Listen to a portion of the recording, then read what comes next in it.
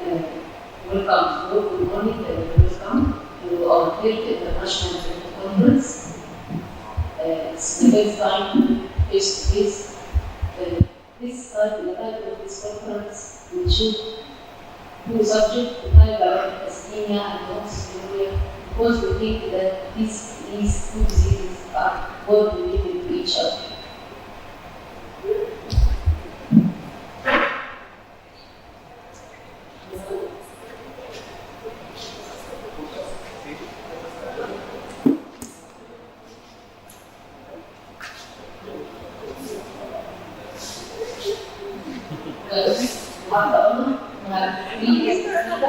Professor Johannes from Austria, Professor Mohammed Arin from Saudi Arabia, and Professor Fatih from France. I choose the topic today that what have been going to the internet through the last 20 years from the we talk about these two diseases now, then, and before. Just to present how the disease was difficult in diagnosis and how we appreciate the current diagnostic procedures and the treatment options. I will tell the story of 3 patients. Each has a different disease and some difficulties in diagnosis. The first patient is Sonia Maiwa. We presented in 2003 at the age of 6 months. He was presented in the first organ, non-conception was left. He had an organ system who died at the age of 1 month after an attack of gastroenteritis, severe dehydration, and loss of consciousness without proper diagnosis. The patient presented in another university with vomiting, anemia, and persistent metabolic acidosis. The pH was below 6.9, and the recurrent was only 3, and the creatinine was raised up to 1.9. We suspected that the patient had congenital acidemia. These are the follow-up blood classes in Alexandria University. Actually, the team didn't know what it was the diagnosis, but they offered the patient the routine treatment and supportive care, IV fluids and bicarbonate, and as you see, the pH increased from 7.2 to 7.43, and the bicarbonate increased from 3.8 to 14.8, and the acid decreased to -10. At that time, we didn't have that diagnostic or gas control in Egypt. So we sent the sample to France, and the organic acid in urine received massive excretion of the hyaluronic acid, as well as dehydroxypropanate and methyl citrate, confirming the diagnosis of hyaluronic acidemia. The patient started to receive ectoprotein and intravascular hydroxypropanate and protein restriction together with oral maintenance solution. There was no available MLA formula, there was no available amino acid free formula at that time. Looking for precise diagnosis, we needed further biochemical investigation and clinical testing, and I found this email that I sent back to 2005 to Professor Remy in France and Professor Olivier, looking if they can offer the patient molecular and biochemical investigation. And we took a sample, skin biopsy sample, and did the culture of fibroblast, and then we sent it to France, and they studied the enzyme activity of the fibromyalgia protease, and it appeared that it is so low in the fibroblast. As you see, it is less than 5%. And to know if this patient is responsible for vitamin B12 or not, because we were giving vitamin B12 3 times per week, first every day and then 3 times per week. They studied the proteinate incorporation of fibroblast cell culture with increased with gradual increasing of hydroxyproline. And as the treatment content doesn't work, you will see that the propionate didn't increase concentration in spite of increasing doses of hydroxyproline, starting from 0 to 1. And this indicates that the patient is not responsive to vitamin B12. And this was the follow-up of the hyaluronic acid that we used to send to USA, starting from 1,600 through the years, and we have never reached the optimal level. Our target, together with the rich group, was to decrease the MMT level below 800. And when the patient started to go to school, the levels increased more, and we were not able to control the patient with hyaluronic acid level. And in spite of this, the patient has average mortality, average weight and height, although he is high level of the hyaluronic acid.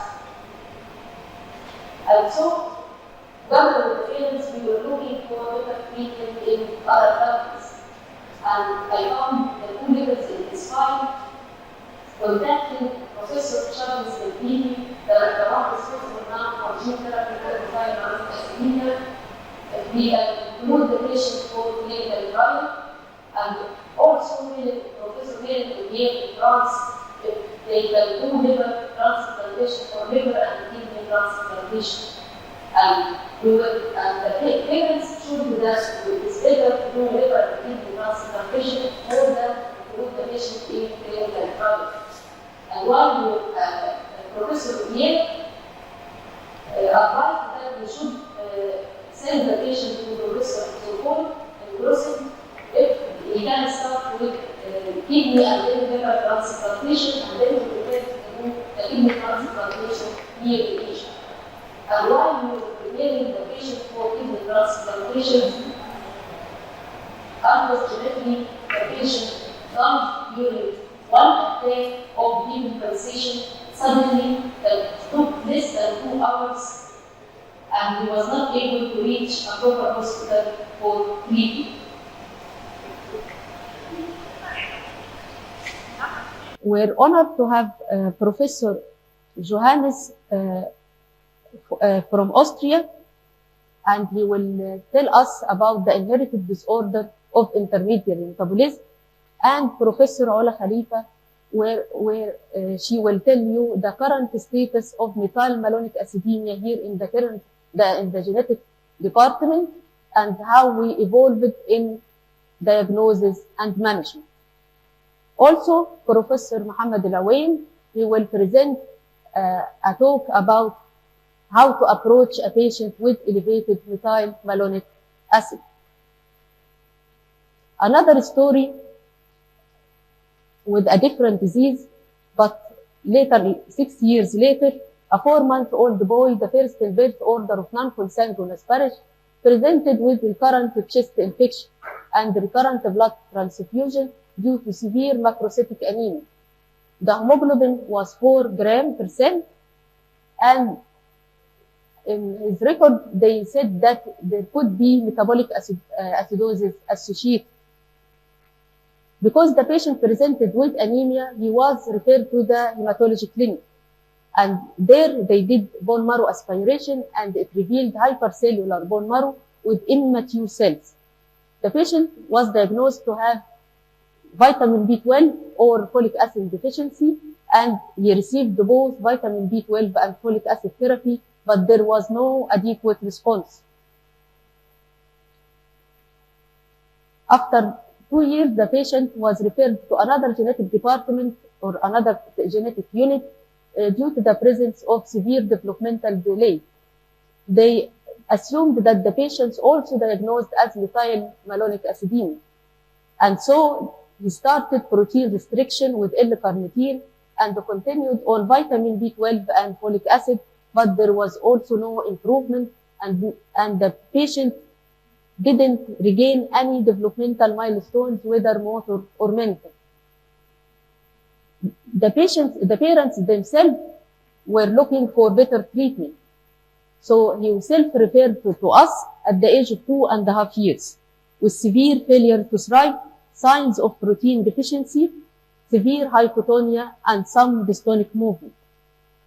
When we did the initial investigation, there was no acidosis, no hyperammonemia, and at that time we had our tandem mass spectrometry, and the EMS didn't show any increase in C3. So we thought that we should send out the samples abroad, and we did quantitative plasma amino acid and revealed that it was normal, except there was low methionine level of 14 nanomole per liter, and the homocysteine level was 100.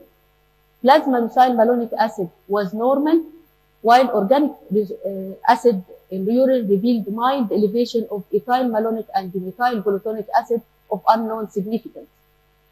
And because of the previous diagnosis of methyl malonic acids together with homocysteine, increase in homocysteine level, we sent the sample for cobalamin C and D deficiency, but it showed no mutation.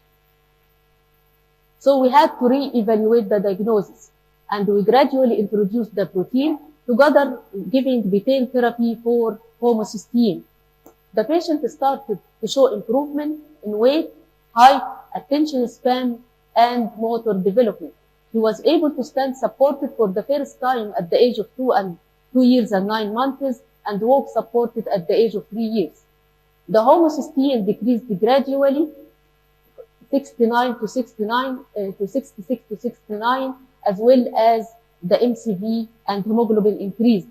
Organic acid was repeated, and it was normal this time, and the plasma amino acid showed the increase in methionine level increasing up to 34 micromole per liter.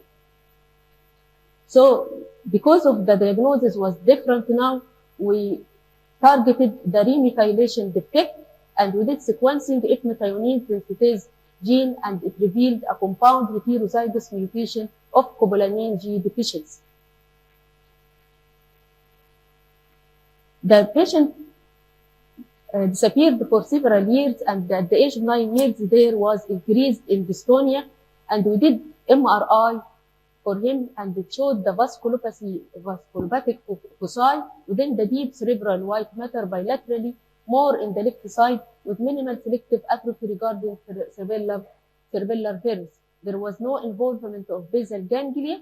There is no for the dystonic movement, but there was vasculopathy, meaning that the homocysteine was not controlled through these past years. We tried also, because the patient going to special school and also is not well compliant, although his weight and height are average, but he has moderate intellectual disability and mild dystonia of both lower limbs. The CBC is normal, and the methionine is 22, and the homocysteine is 90. But the MRI, MRA, and the MRV is still showing the signs of chronic homocystinuria. The MRV showed chronic retracted thrombosis of both sagittal and dural sinuses, and the MRI still showing the left frontoparietal white matter foci suggesting subacute ischemic lacunae, and the MRA showing subtle distal microangiopathy of cerebral arteries. So it is not only the mental retardation, but there is thrombosis, even it is not clinically apparent. Dr. Tawfiq Ibn Abran will talk us about the classical homocystinuria, current status, and the future direction. What about the current situation? How the patients present these days? This is story for the direct to consumer genetic testing. The patient doesn't go through all these investigations. This patient was referred from a society for autism. She was a 7-year-old girl, referred just to interpret the whole exome sequencing result. They did whole exome sequencing, but they don't know how to interpret the result. It showed homozygous mutation of the MBDR1 gene for the cobalamin F mutation. She's the second in birth order, one of twin. Her twin sister is normal as well as her older 15-year-old brother. Her birth weight was low, 1.75 kilogram. She had global developmental delay with significant regression at the age of 1 year and was associated with autistic feature. And so the patient all through these 6 years, she was treated as autism. On examination, she had average weight, height, and skull circumference. 2 years ago, she started to develop skin changes, and it was diagnosed as eczema or infection. This is how these infections look at the ear and the darkness of her hands. This video will show how her skin changes in hands and feet.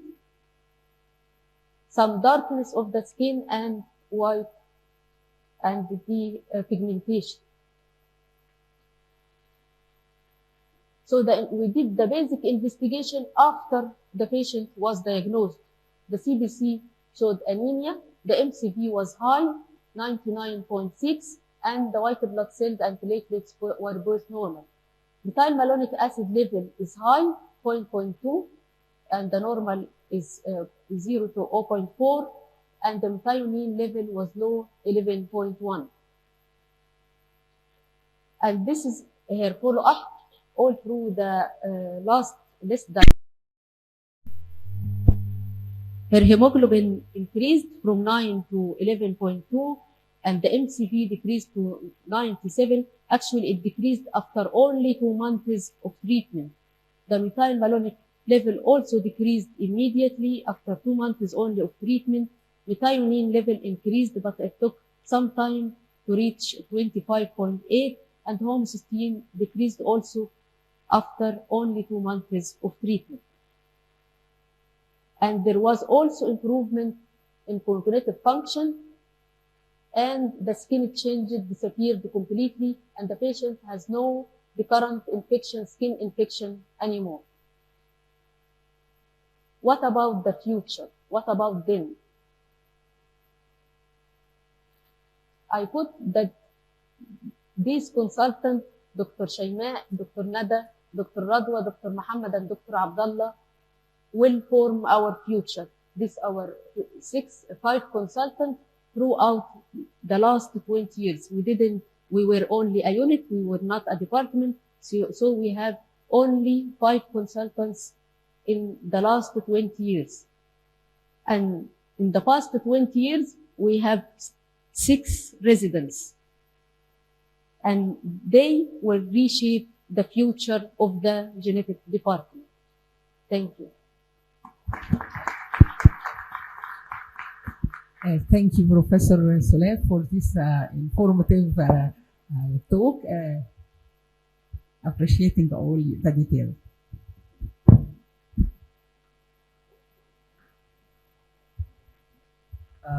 I'm very pleased to present Dr. Johannes Skok. He's a professor and chair of human genetics at the Medical University of Innsbruck, Austria, where he is also the director of the Department of Genetics. He is the head of the Center for Medical Genetics, Innsbruck. As such, he is responsible for the provision of the whole range of genetic services for Western Austria and beyond. His own clinical and research focus is on inherited metabolic and connective tissue disease. He is going to present an interesting talk about inherited disorder of intermediary metabolism, a group-based approach. Please, Dr. Johannes. Yeah, now it's clear. Thank you very much. So I hope all the technical problems can be solved, and you can hear me and you can see my slides. I'm very sorry that I can't be in Cairo myself. Personally, I would have loved to come. I've never been to Egypt. Would love to go. and would love to meet you in person. Unfortunately, this is the first week of the semester, and I am very busy with lectures and couldn't leave Innsbruck. So my task is to talk about a group-based approach to inherited metabolic diseases with a focus on the disorders of intermediate metabolism. Just to confirm, should I still use the allocated 40 minutes or should I cut it short? Yes, that's at the same time, please. The same time. Okay, thank you. So metabolic diseases are always regarded as a bit complicated and maybe difficult to understand. I would like to talk to you that this is really not the case, and when you really have a system-based approach to inherited metabolic disease, it's actually quite simple and you can easily diagnose patients.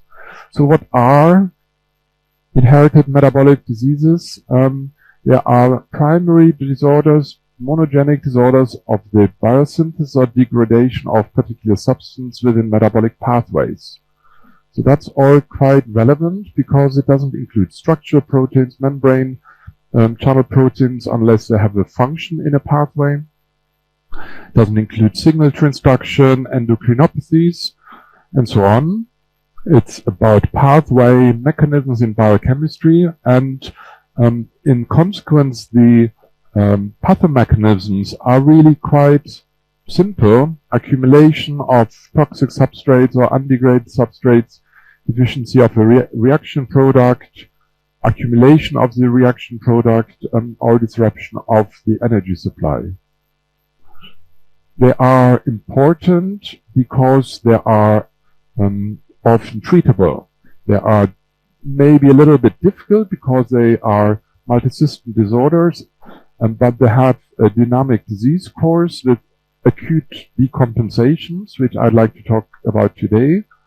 But because we can do something, it is important to recognize them early. Just to highlight one way of maybe sorting out these 1,500 genetic monogenic diseases, we have developed a classification, ICIMD, which lists all the currently known metabolic diseases in a structure which allows you kind of a group-based approach where you think, which area does it belong to? Intermediate metabolism, lipid metabolism, and so on. And then you go into detail. Today, I would like to talk to you about intermediate metabolism of nutrients, because these are the disorders that are also have this metabolic crisis and require urgent intervention.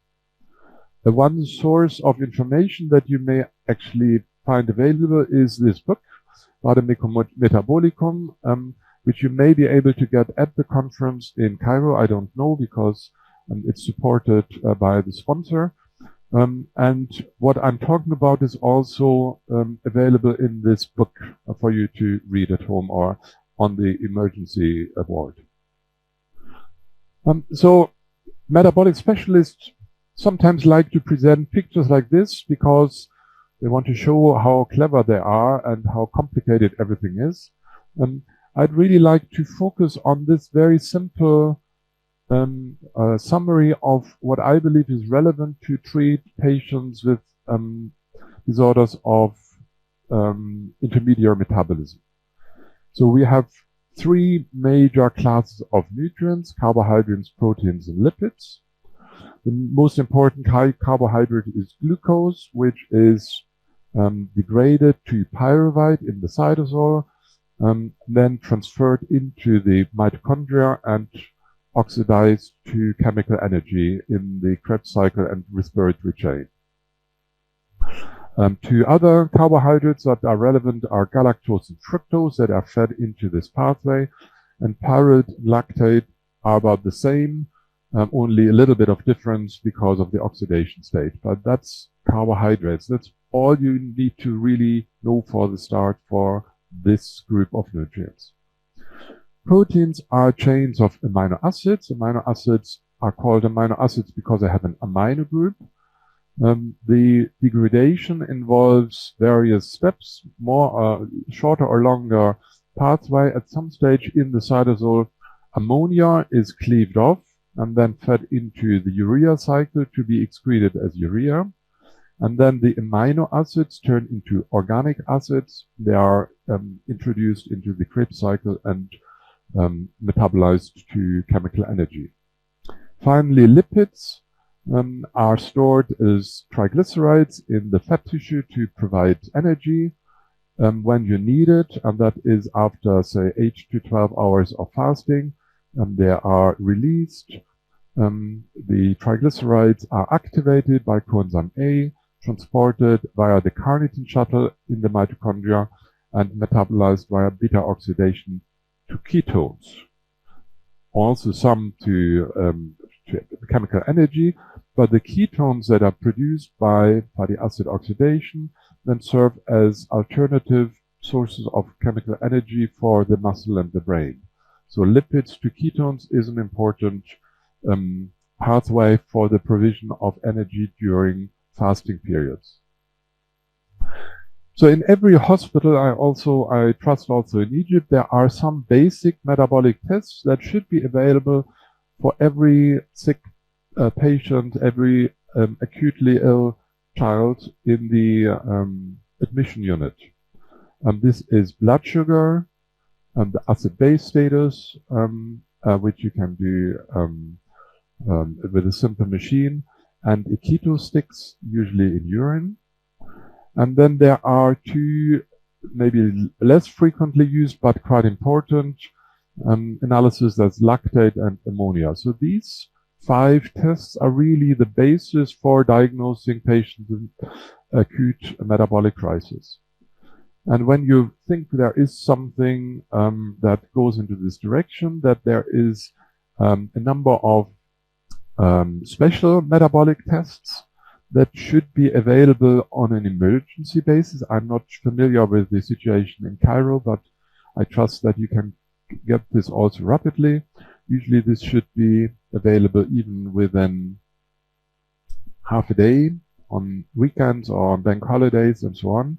That includes amino acids, organic acids, and acyl carnitines. That's also used for newborn screening. And free fatty acids or maybe just triglycerides are helpful also to assess lipid metabolism. So this is a portfolio of metabolic tests that should be available, that I trust will also be or are available. And when you actually use these wisely, you can make a lot of diagnosis in the emergency situation, and can start the appropriate treatment immediately when necessary. So a very simplified way of looking at metabolic diseases is also looking at the manifestation types. Some manifest with an acute crisis, intoxication or hypoglycemia, and I would like to focus on this today. While some do have signs of chronic energy deficiency, I will not talk about this too much. Some have a progressive or intermittent organ dysfunction. I'll mention those briefly. And here are other disorders that have more morphological manifestations and other manifestations. If you have a patient with this kind of presentation, you think of the disorders of intermediate metabolism in your differential diagnosis, and you do these tests that I just showed. For this group of diseases, you need to consider other metabolic diseases or non-metabolic differential diagnosis, and you need special investigations, but they're also usually not so important with regard to emergency treatment. So it's important to think about disorders of intermediate metabolism in patients which have this kind of manifestation, because you really should try to get the right diagnosis very, very early to start adequate treatment. To start with the organ dysfunction group, where this is not really an acute crisis, although it can be quite rapid. When we go back to our pathway scheme, the first group that one should consider is the amino acidopathies. These are the disorders in the cytosolic breakdown of amino acids, usually before cleavage of the ammonia group. And the best example is PKU, phenylketonuria, which is really well known for a chronic organ damage. Affected children are normal at birth, and then the deficiency of the enzyme phenylalanine hydroxylase, the first enzyme in phenylalanine degradation, causes a rise of phenylalanine and metabolites, and that interferes with brain metabolism and causes progressive brain damage, neurological symptoms, microcephaly, and in the end, intellectual disability, severe intellectual disability. There's also a lack of the product, which can be recognized in reduced pigmentation of skin and hair. The disease is well treatable with a low phenylalanine diet and is also recognized in newborn screening. I'm afraid I'm not quite familiar with newborn screening in Egypt. But this, the symptom is you cannot really do something in the acute phase, but you have to recognize and have a long-term treatment. Diet treatment is very effective and allows the affected children completely normal development. So this is a typical example of the amino acidopathies. The clinical symptoms are due to specific toxicity of the accumulating metabolites. Energy metabolism is usually not affected. If you look at all the enzymes in these pathways, and you can think in these pathways, some do not cause clinical symptoms, some cause completely other manifestations in the skin and others, but usually chronic progressive organ damage. Laboratory diagnosis involves amino acids, very simple. All the other tests are usually normal or non-specific. Another group with chronic or rapidly developing organ damage are the disorders of carbohydrate metabolism. Again, a group which you can put together. I quickly like to talk about the disorders of galactose and fructose metabolism. For galactose metabolites, for galactose disorders, you have galactose metabolites that you test.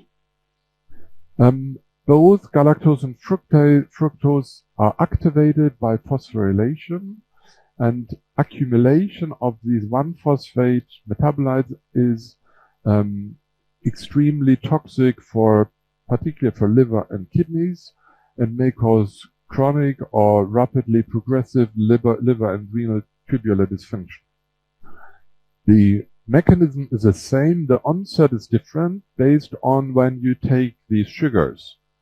Galactose is a component of milk sugar, so children with galactose related diseases develop symptoms after the start of milk feeding in the neonatal period, whereas children with fructose disorders develop symptoms only after the introduction of complementary food or cooking sugar. Basically the time when the symptoms start gives you an indication where to think.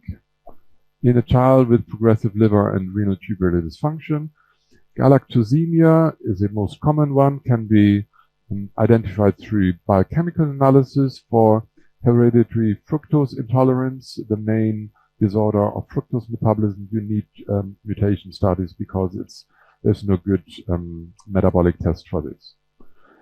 Treatment again is mostly dietary. In the acute situation, you stop the intake of the affected substance, and in the long term, you have to avoid this and sometimes do other measures. So this was a little glimpse into the groups of progressive or chronic organ dysfunction caused by disorders of intermediate metabolism. I would really like to focus now for the main part of my presentation on disorders that cause an acute metabolic crisis. The acute metabolic emergency, usually an acute or recurrent acute coma, with or without focal neurological signs, is a common problem, obviously, in pediatric care.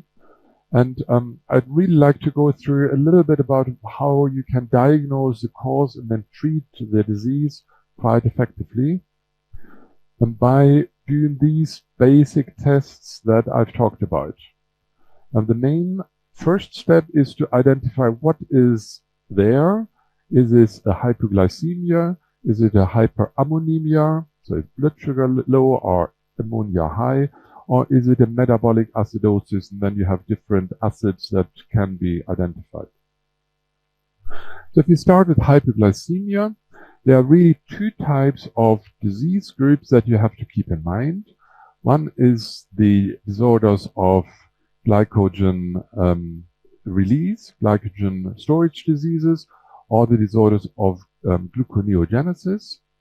The others, and I'd like to first talk about this, are the disorders of fatty acid oxidation and ketogenesis, so the path from lipids to ketones. This pathway is required, as I said, when you have no food intake or increased metabolism for 8 to 12 hours. The first resource is glycogen. The next step is to shift metabolism to the release of lipids. That leads to an increase of triglycerides, or more specifically free fatty acids, which then are activated and transported into the mitochondria. And you should, in a fasting situation, have elevated ketones. If you have a sick child who is admitted with coma or whatever, and you measure high triglycerides, but the ketones are normal, meaning they are not elevated, then that's pathological. So normal ketones, normal for the fed state, means if you have a sick child who hasn't been eating for half a day or 2 days, and who has elevated free fatty acids, you can clinically diagnose or suspect a fatty acid oxidation or ketogenesis disorders. And then the next step is to do the special test, organic acids or isocarnitines. Isocarnitines are maybe easier because you can send a blood spot to the laboratory and you get the right diagnosis. One example is Andreas, who was a premature child, had normal early development, but at the age of 10 months, which is a typical age, second half of the first year of life, when night time sleeping periods are longer and the first infections come into the family. He had a chronic bronchitis and woke up in the morning with a very reduced general condition, which then subsequently deteriorated further. He had cold sweats, lost kind of contact. In the hospital, they found hypothermia, cardiac arrhythmia. The laboratory test showed the sticks test in the emergency situation showed a marked hypoglycemia. The keto sticks in the urine was negative. So don't use this as normal. It is pathological in this situation if you do not have ketones in the urine. And then the isocarnitine analysis shows a typical isocarnitine profile for MCAT deficiency. That was confirmed by genetic tests. And when you know that this child has MCAT deficiency, the medium chain acyl-CoA dehydrogenase deficiency, I do not want to go into the details of the individual diseases, just the group principles. When you have this particular disease, all you have to do is you have to avoid fasting. Then almost all children are quite well, and also Andreas had normal development, no further hypoglycemias. All you have to do is you have to tell the parents, if your child is sick, please come early to the hospital for a drip for early sugar to give a glucose infusion. So fatty acid oxidation disorders are characterized by impaired provision of energy during fasting periods, usually after lag period of say 12 to 18 hours. Often in the second half of the first year of life, leading to a neurological deterioration. a quarter of the undiagnosed children die with MCAT deficiency, but once you know it, it is easy to treat, and that's why it's also included in newborn screening in many countries. There are also other disorders of fatty acid oxidation that also have other additional problems. I don't want to go into details. Just want to highlight the importance of using these basic and special tests to really get the right diagnosis and start the appropriate therapy. Very briefly, the other cause of hypoglycemia, which is the disorders that affect the release of glucose. They usually start earlier because glycogen metabolism is started after very few hours in a fasting situation. After 3 or 4 hours, you kind of tap into your glycogen stores to get to keep your blood sugar up, and if that doesn't work, then you have a problem.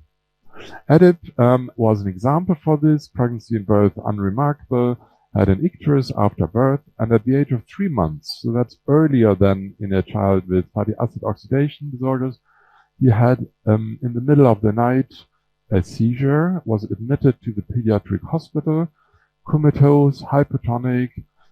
He looked proper. I mean, the stature was full, but he had a large liver and a large kidney.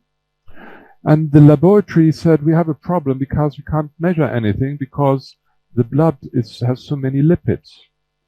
The capillary blood sugar showed low hypoglycemia.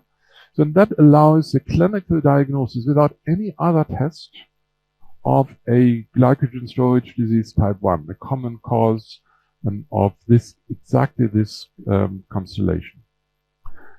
In glycogen storage disease type 1, the last step of the release of sugar, of glucose, from activated glucose, glucose 6-phosphate, which comes from glycogen or through gluconeogenesis, is inhibited. And you have basically hypoglycemia plus other changes. I go back to this picture here. You have low blood sugar, and the body really tries to produce energy. It releases massive amounts of lipids. That's why you have this extremely lipidemic blood sample.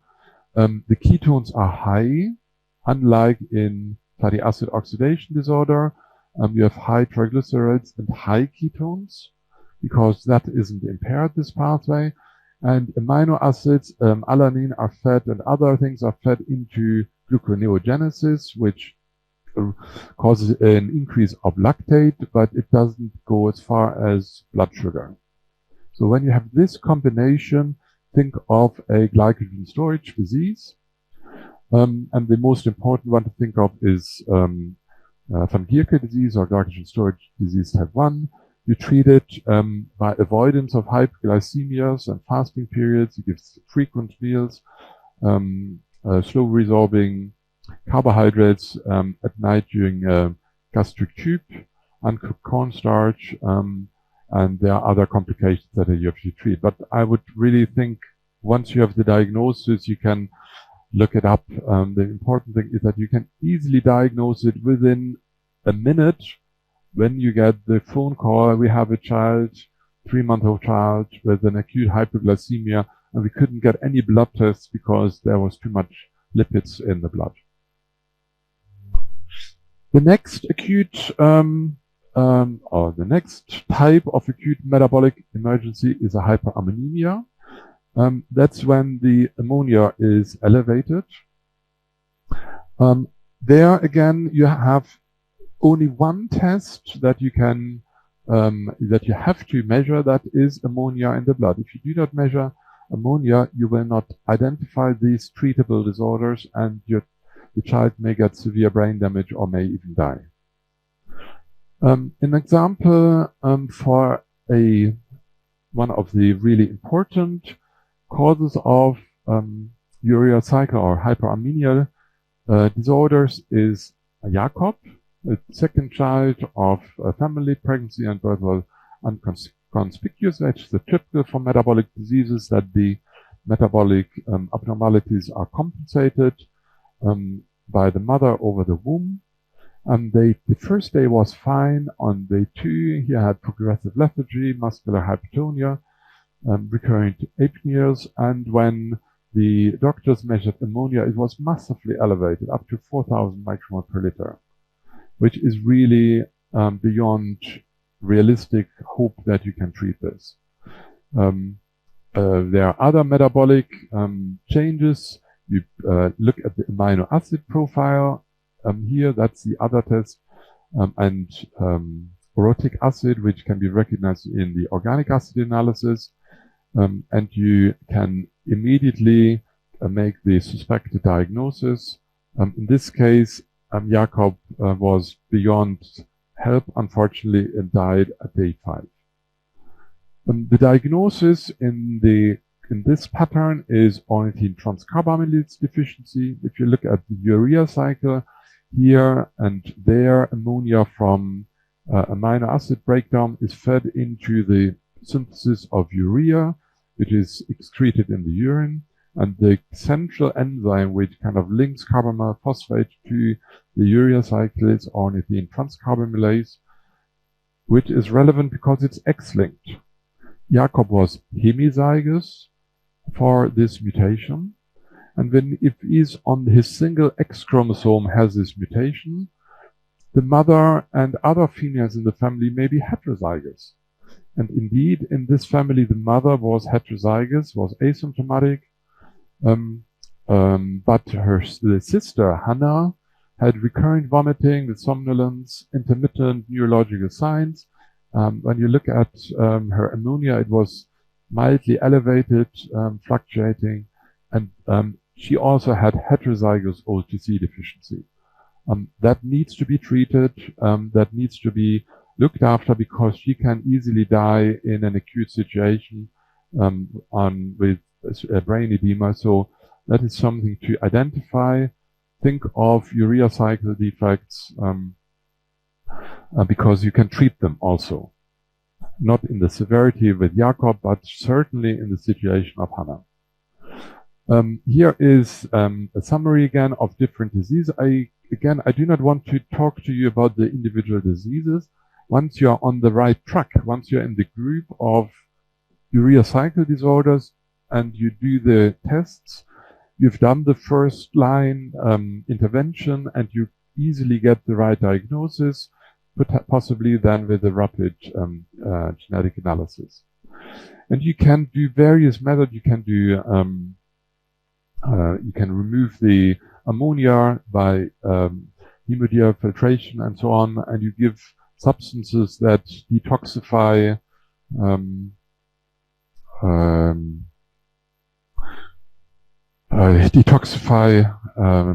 the ammonia by removing amino acids, and I think you talk a bit about other methods and the N-acetyl glutamate in this role in urea cycle.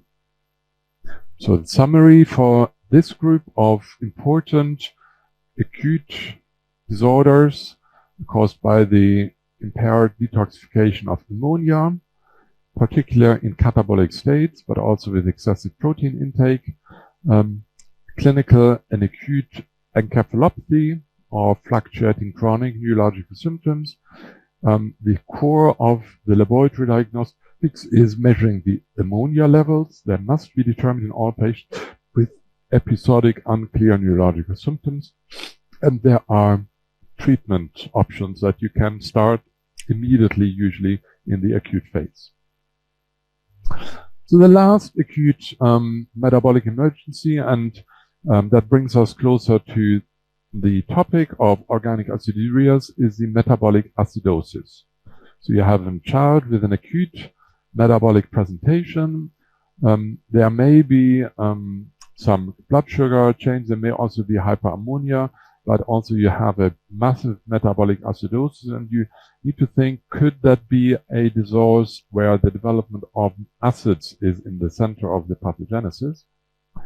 You can look at the differential diagnosis of, again, the important tests that you have done because they are available in your hospital, hopefully, and you send away the organic acids to a lab which does it also at night and on bank holidays. And from the pattern of changes, you can get the suggestive diagnosis which leads you to the right treatment. Again, I'd like to recommend you this little booklet. This table is from the Vademecum Metabolicum, and it also tells you what exactly you should do in which situation. So the organic acidureas are disorders in the metabolism of amino acids usually after the amino group has been removed. That is quite often in the mitochondria. These are enzymes that kind of are linked to the beta oxidation enzymes, mitochondria enzymes, but encoded by the nuclear genome that cause a specific disease pattern and require specific treatment. So they are disorders of the mitochondrial degradation of coenzyme A activated carboxylic acids from amino acid metabolism. The accumulating metabolites interfere with various mitochondrial processes. So unlike as the amino acidopathies, here energy metabolism and mitochondrial function is impaired.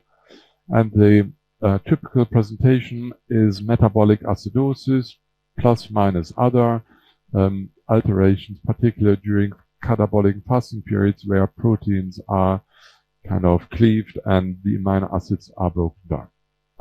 The classic organic acidureas are disorders of the metabolism of the branched chain amino acids, depicted here. Again, I do not want to talk about these individual enzymes. Each of these and most of these enzymes depicted by their genes have their own disease. The common organic acidureas are propionic aciduria, methylmalonic aciduria, and isovaleric aciduria. Clinical presentation is similar, more or less. You have a severe neonatal manifestation with a metabolic encephalopathy, intoxication type after a more or less long lag period where children are asymptomatic, feeding problems, lethargy, vomiting, dehydration, neurological symptoms, muscle tone alterations leading to coma, metabolic stroke, multi-organ failure, then progressing to death if you haven't recognized and treated it. There are also attenuated late onset forms, usually associated with hypermorphic pathogenic variants, where the presentation is variable. It includes recurrent acute episodes of metabolic derangements, usually linked to catabolic states, but can also be chronic progression of organ dysfunction. The laboratory findings are a bit more complex, and these so you may have both low and elevated blood sugar. Ammonia may be elevated. Sometimes it's difficult to distinguish organic acidureas from hyperammonemias. And it's important then to do these organic acid and acyl-carnitine analysis to really come to the right suspected diagnosis. The last step is, in any case, then the genetic analysis. Again, you have treatment options. The mainstay in the acute phase is the reversal of catabolism, glucose infusion, a transient stop of protein intake. You give carnitine. Carnitine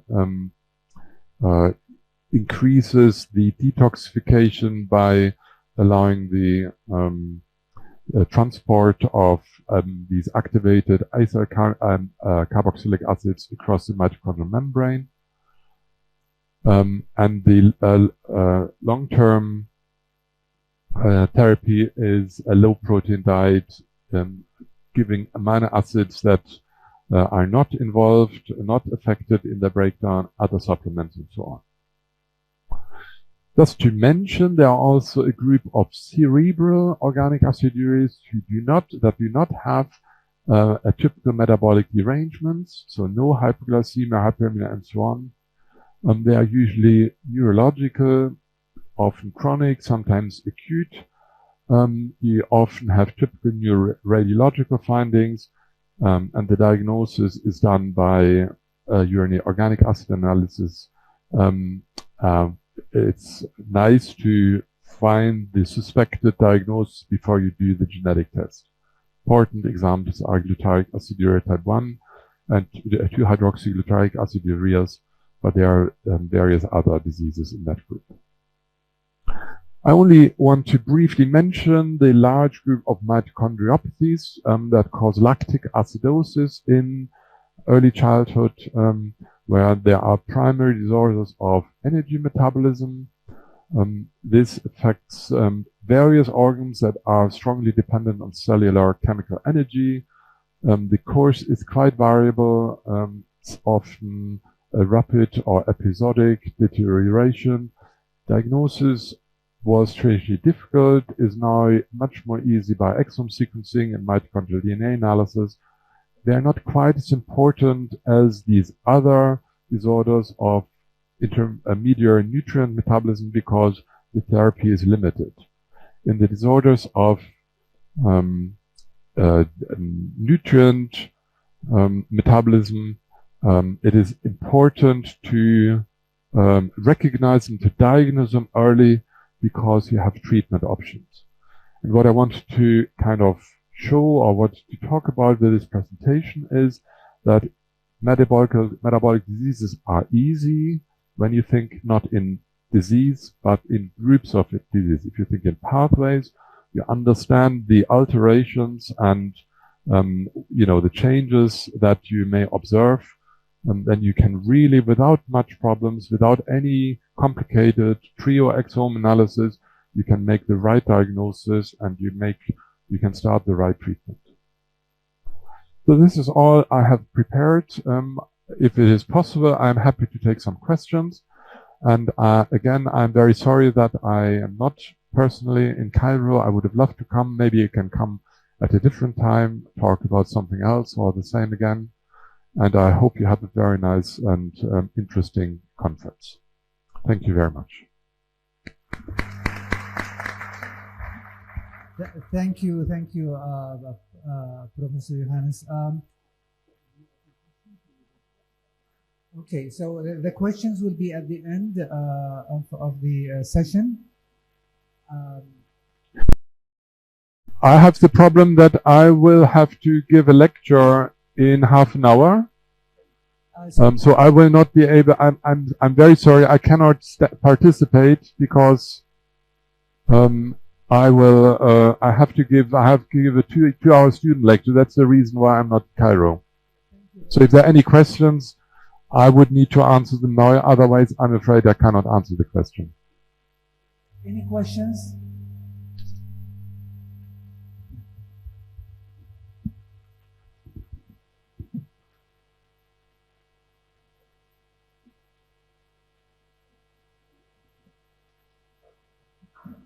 Thanks, Professor Johannes, for the informative presentation. I just need to ask just one question. In some it present challenges during the management of metabolic patients during acute metabolic decompensation. Some of our patients, like for example, maple syrup urine disease or organic acidemias, come with acute respiratory illness. And sometimes the ICU team informs us that I have to stop oral feeding for 1 or 2 days, or even more. What shall I do in this period? Though I have to give safe formula parenterally. My question is there available parenteral safe protein formula for those patients, for example, maple syrup urine disease or other organic acidemias during the period of fasting, or I have to depend on the routine parenteral protein formula during this period of illness?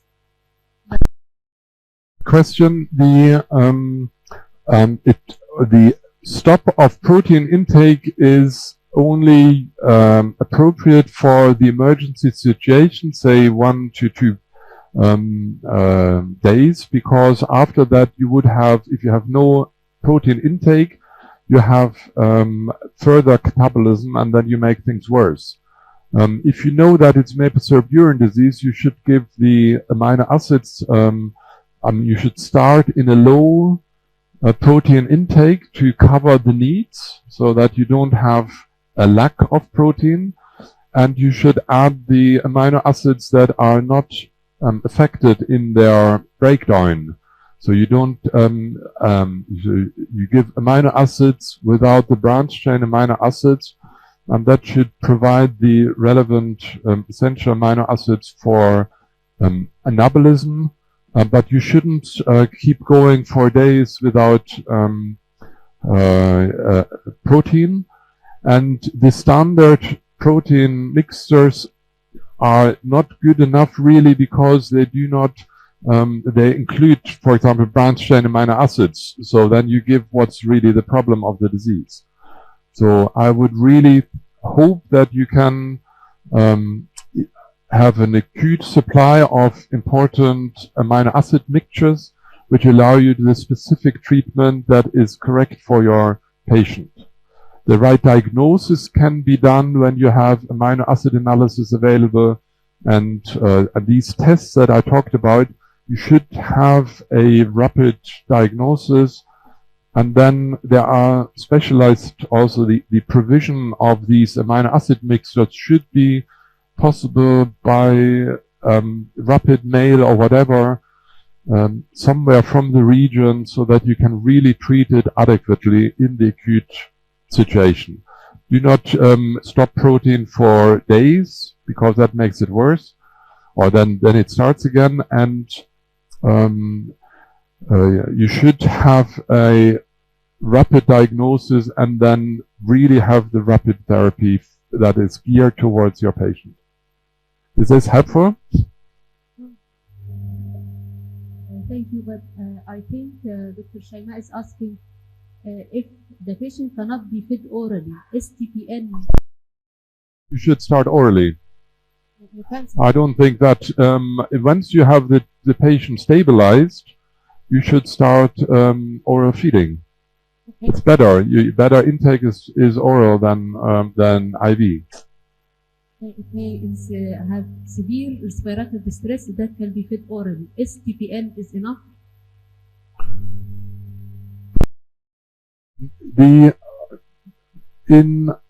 I don't think that you need parental nutrition.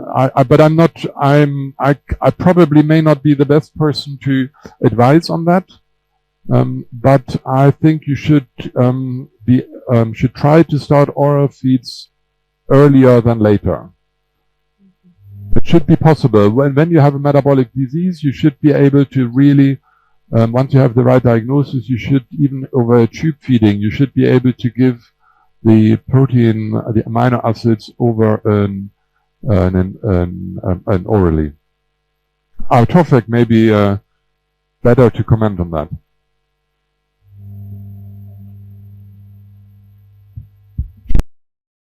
Thank you very much. So yes, I mean, usually we don't recommend to have, especially for maple syrup urine disease, to have the patient or the child without feeds, without amino acid formulas. Actually, the recommendation now, as you know, to give amino acid formulas right away, if possible. However, in certain situation, of course, if the oral feeding or NGT feeds is not available or not recommended, you can give TPN, but make sure that you remove the offending amino acids if this will be available in your pharmacy. Thank you very much. Any other questions? Thank you.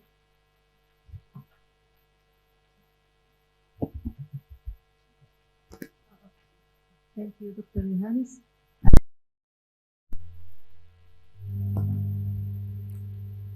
And now we have the pleasure to introduce my dear friend and colleague for the last more than 25 years, Professor Ola Khalifa, Professor of Medical Genetics at James University, and have a great interest in metabolic disease and skeletal dysplasias.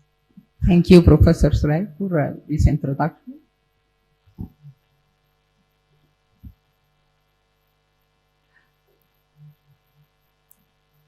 Bismillah ar-Rahman ar-Rahim. It's a great pleasure to share today on the third annual Congress of the Department of Medical Genetics, and which is a part of the 43rd annual Ain Shams University Congress. And it's a pleasure for me to share an interesting presentation on methylmalonic acidemia's clinical spectrum. My presentation flow chart will be introduction to inborn errors of metabolism, followed by classification of organic acidemias, methylmalonic acidemia's background, and then clinical spectrum and conclusion. And actually, after the full comprehensive lecture which has been given by Professor Johannes, I'll go quickly for the inborn errors of metabolism introduction. Inborn errors of metabolism are a large group of rare genetic diseases that generally result from a defect in an enzyme or transport protein, which results in a block in a metabolic pathway. And also there is a classification, group 1, group 2, group 3, as I've said, mentioned before by Professor Johannes, disorders which give rise to intoxications, disorders give rise disorders involving energy metabolism, as well as disorders involving complex molecules.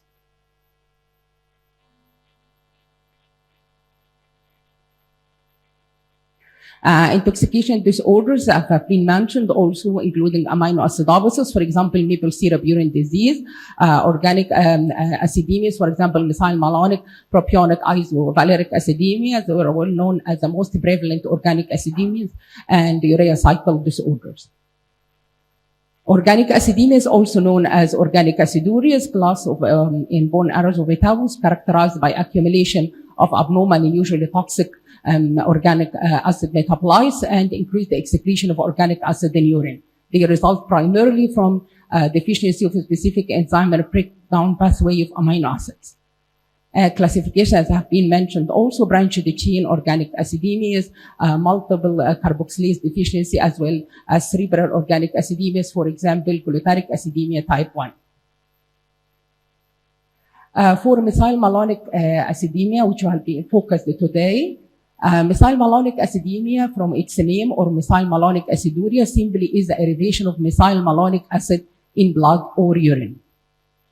There may be, it may occur alone, so we call it isolated methylmalonic acidemia, or in combination with other biochemical metabolites, for example, elevation of methylmalonic acid together with homocysteine, for example, combined methylmalonic acidemia and homocystinuria, and also combined methylmalonic acidemia and malonic aciduria.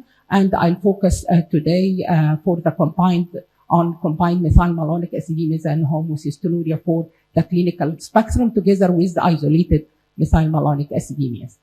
Again, methylmalonic acidemia, elevation of methylmalonic acid may be due to due to the fact in the metabolism of methylmalonyl CoA or copalamin B12, or may be caused by dietary copalamin deficiencies. There have been shown that infant delivered to mothers, vegetarian, they do have manifestations with increased methylmalonic acid. So it's very important that we have for any newborn who has elevated C3, that we have to do B12 levels just to roll out that there is a dietary deficiency of copalamin.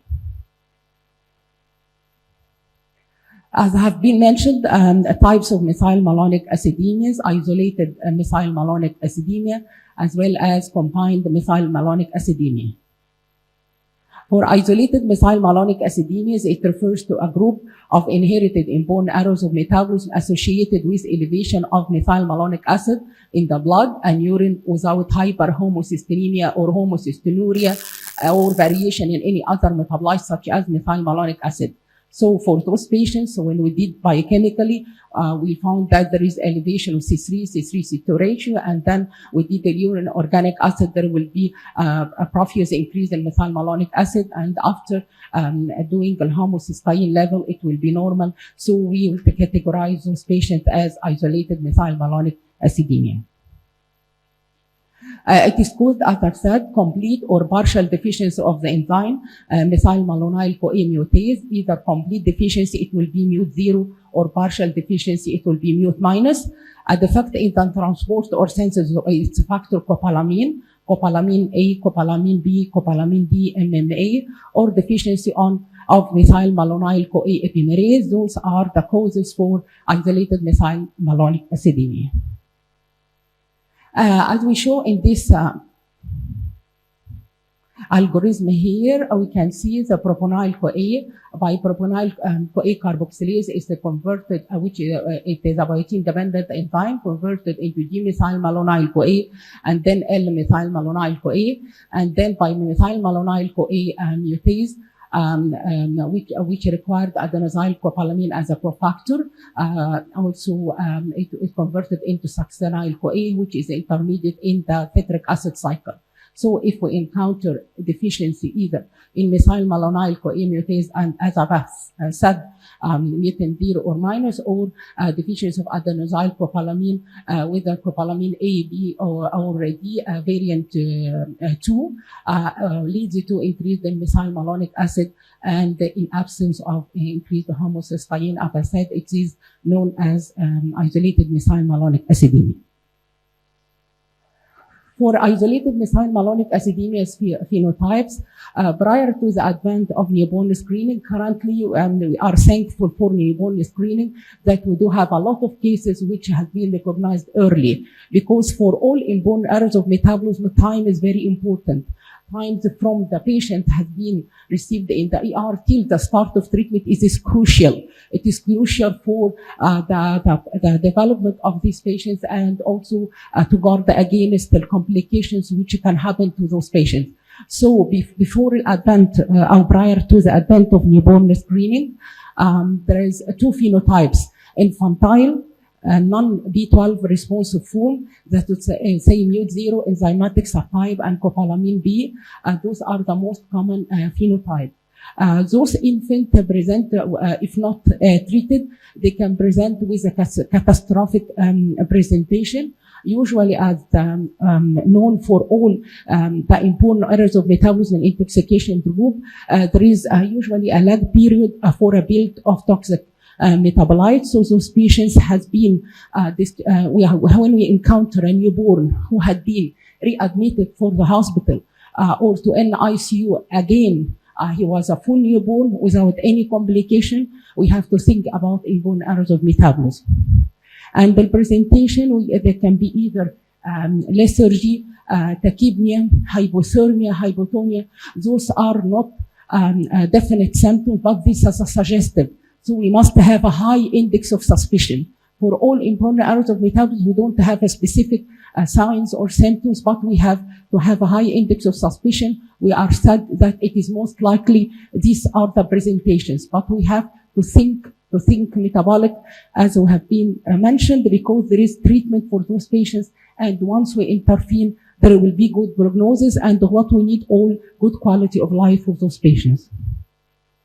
Also, as I've said, from the metabolic decompensation, there can be also vomiting or dehydration, sepsis-like picture. And important in the ER, when they saw these patients, for example, they do have thrombocytopenia and also leukopenia, they thought about sepsis. So very important that we have to run septic workup parallel with important errors of metabolism. We have to send the basic investigations quickly, which will have to be, the result of it has to be given, or the result has to be due rapidly. And hand in hand, we have to send the septic workup, for example, throat swab, blood culture. If the patient has a central line, we have to do it central or peripheral urine culture. And when the result came to us, it's negative, it's well and good. But if the result for important error of metabolism, it comes positive, it's good, and it is a crucial thing. And also those symptoms attributed on initiation of protein-containing feeds, either for those newborns, either where they are breastfed or artificial formula. Once the infant start feeding, they start to deteriorate for the most infantile type attributed to severe enzyme deficiency. Again, as I said, for neonates typically born after an uneventful pregnancy and they show a symptom-free period after birth, the accumulation of toxic metabolites usually takes several hours to days, usually 2 to 5 days, although this not usually the role. Sometimes the delivery of the baby through or the passage of the baby through the birth canal is a catastrophic stress, and we can find some patients we do have catastrophic decompensation also with the severe neonatal form, even without taking any protein intake. This is showed just the relation between infantile enzymatic subtypes and also the clinical phenotype. As we can see here, infantile non-B12 responsive mute-0 copalamin B. For mute-0 phenotype, it is the most common and the severe form, typically presenting in infancy, higher rate of mortality, neurological and other multi-system complications than those with mute-minus and copalamin B subtype. Renal diseases may manifest in childhood in 43% to 60% of cases, median age of onset 6 to 12 years. So it is very crucial for patients who have been diagnosed to have methylmalonic acidemia based on positive biochemical findings. We have to do molecular testing to identify genotype as it's very important. For example, if there is mute-0, those patients have to be referred to nephrology and to have nephrology consultation from early. They have to have a baseline. We have to know the baseline of these patients when we need to start for renoprotective measures for these patients, because we knew that it will be a severe phenotype and those patients could have an early systemic or secondary manifestations for methylmalonic acidemias, as despite the advent in the treatment and management of methylmalonic acidemia, the complications, secondary complication will happen, but it will differ according to the genotype of the patient, which will be progressive and which will happen shortly later. On the other hand, for copalamin B, most affected persons have phenotypes that resembles mute-0. Again, higher rate of mortality and neurological and other multi-system complications than with mute-minus and copalamin A.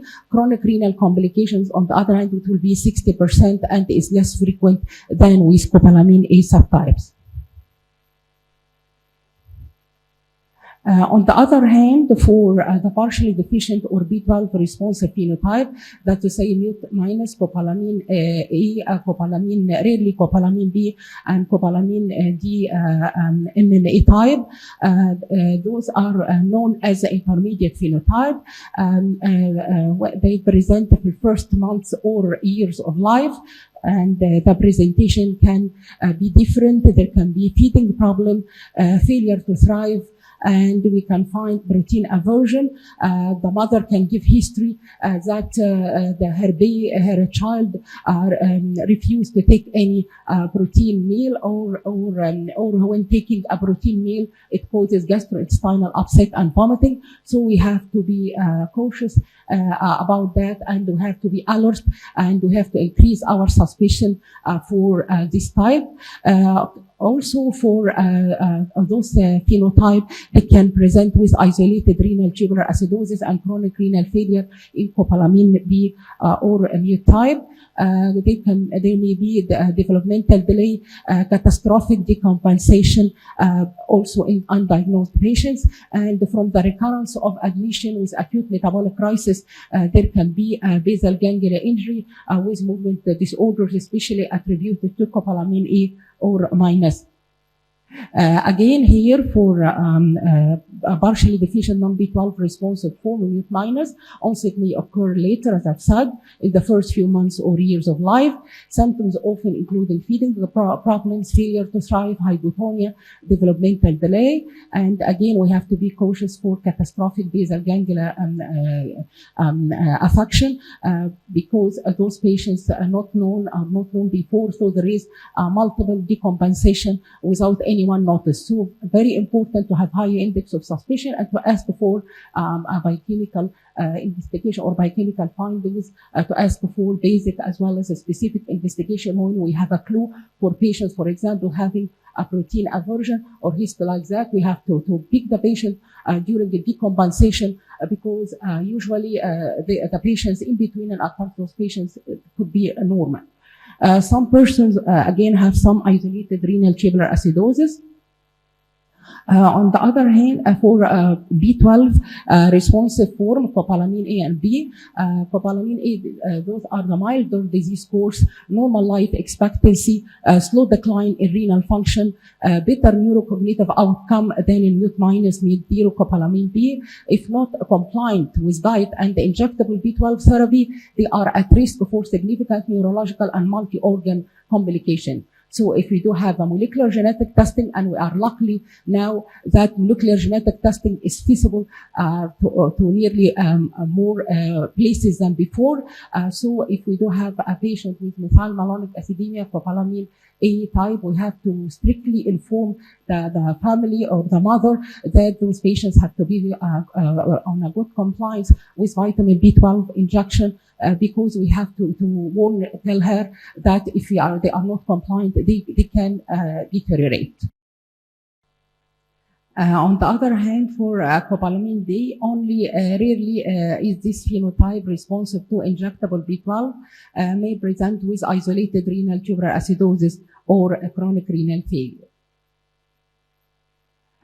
For B12 responsive copalamin D, MMA, those can present with metabolic acidosis, respiratory distress, hyperammonemia, and neurological symptoms. For the methylmalonic CoA epimerase deficiency, there is a wide range of manifestations, either from complete absence of symptoms to severe metabolic acidosis. Also, in a survey for a large patient with no definite diagnosis of the genotype of methylmalonic acidemia, they did survey for the patient, and they found that there is 10 patients identified with this phenotype. They do have ataxia, dysarthria, hypotonia, mild spastic paraparesis, and seizure. And also, those patients are not B12 responsive. Again, as I've said, milder features ranging from no symptom to severe metabolic acidosis, not responsive to injectable B12, a rare cause of persistent to moderate methylmalonic acidemia. Isolated methylmalonic acidemia phenotype, we can, on the other hand, see, on the contrary, the luckily individuals or the luckily patients who have been diagnosed by newborn screening, and those patients are lucky that they are early diagnosed without any metabolic decompensation and started promptly management. So I've said those patients are lucky that they do have decreased early mortality, less severe symptoms at diagnosis, and favorable neurodevelopmental outcome. And this is the most important, as I said, for the quality of life of those patients, and the lower incidence of movement disorders attributed that there is decreased or little decompensation for those patients because diagnosed early.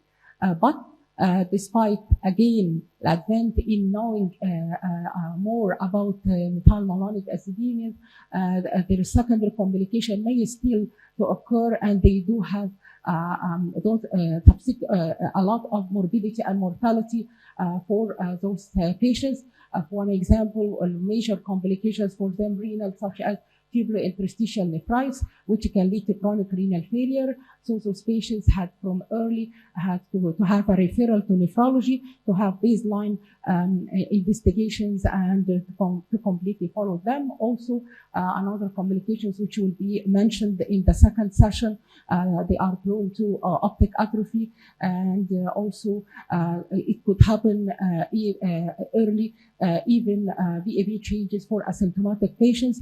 Also can happen during acute metabolic decompensation, so they have again to have referral to nephrology. Other complications also pancreatitis, endocrinological problems, short stature, and others. So there is multidisciplinary team, and referral from early diagnosis of these patients is mandatory.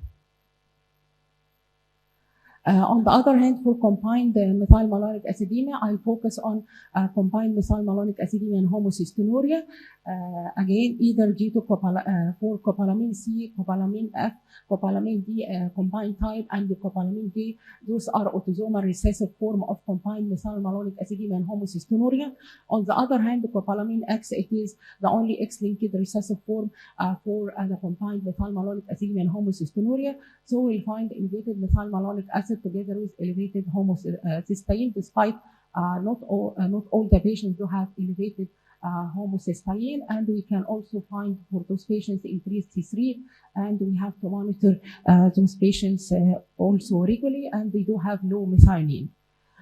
For copalamin C deficiency, copalamin C it is the most common inborn error of intracellular copalamin metabolism. Patients with early onset copalamin C, they do have growth, can manifest with growth restriction, microcephaly, dilated cardiomyopathy, even it is in utero, and then they can present the main problem, lethargy, hypotonia, poor oral intake, failure to thrive. This is the main problem for the neonatal form. So those patients usually they do have recurrent admission, and they do have great care with the gastrointestinal team. No metabolic crisis with ketosis, acidosis, and hyperammonemia, but if a metabolic decompensation happens for those patients, they have to be treated like the emergency management of methylmalonic acidemia. Some patients present with hemolytic uremic syndrome. Again, those patients have to be followed with the nephrology team from baseline and to pick for these changes. Although for hemolytic uremic syndrome, it can be reversible with betaine, which mainly causes for remethylation of homocysteine to methionine, which is very crucial for the neonatal form of those patients. Who we have to start treatment aggressively for those patients from the start by B12, folic acid, carnitine, as well as betaine. On the other hand, again, for the early onset form, they could either a neonatal presentation, poor feeding, recurrent emesis, dehydration, lethargy, failure to thrive. And the infantile form, they can present with developmental delay, encephalopathy, seizure, microcephaly, maculopathy, pigmentary retinopathy, optic atrophy. Again, we have to know from the start which multidisciplinary team or which specialty we need to refer to help to protect them from these serious complications and to have frequent follow-up. On the other hand, for childhood, they can present with chronic thrombotic microangiopathy as well as proteinuria. On the other hand, the late onset form present in adolescence and adulthood with executive dysfunction, decline of school or work performance, social withdrawal, personality changes, dementia, subacute combined degeneration of the lateral and the dorsal spinal cord attributed to low vitamin B12. On the other hand, deficiency of complementation group copalamin D combined type, copalamin F, G, and F. Patients with copalamin D and all the other types usually present with developmental regression, thrombocytopenia, megaloblastic anemia, lethargy in the first 6 months of life. These patients don't generally have acute metabolic crisis with ketosis, acidosis, and hyperammonemia. And this nice figure I want to show you here for the elevated methylmalonic acid either due to isolated methylmalonic acidemia, as I've said, or due combined methylmalonic acidemia. In conclusion, elevation of methylmalonic acid in the blood is seen in a spectrum of disorders, included isolated methylmalonic acidemia, combined methylmalonic acidemia, and methylmalonic aciduria with homocysteine and other copolymerase. Initial presentation may range from infant that appear to be septic without infection to developmental delay and neurological disability. Again, this has been attributed to the type of enzyme deficiency, whether they do have severe enzyme deficiency, do have neonatal presentation, or some residual enzyme activity, so can present late. And very important to take home message that once we have a high index of suspicion for these patients, and we have the prompt recognition, proper management, better prognosis, and better outcome and the quality of life. Thank you.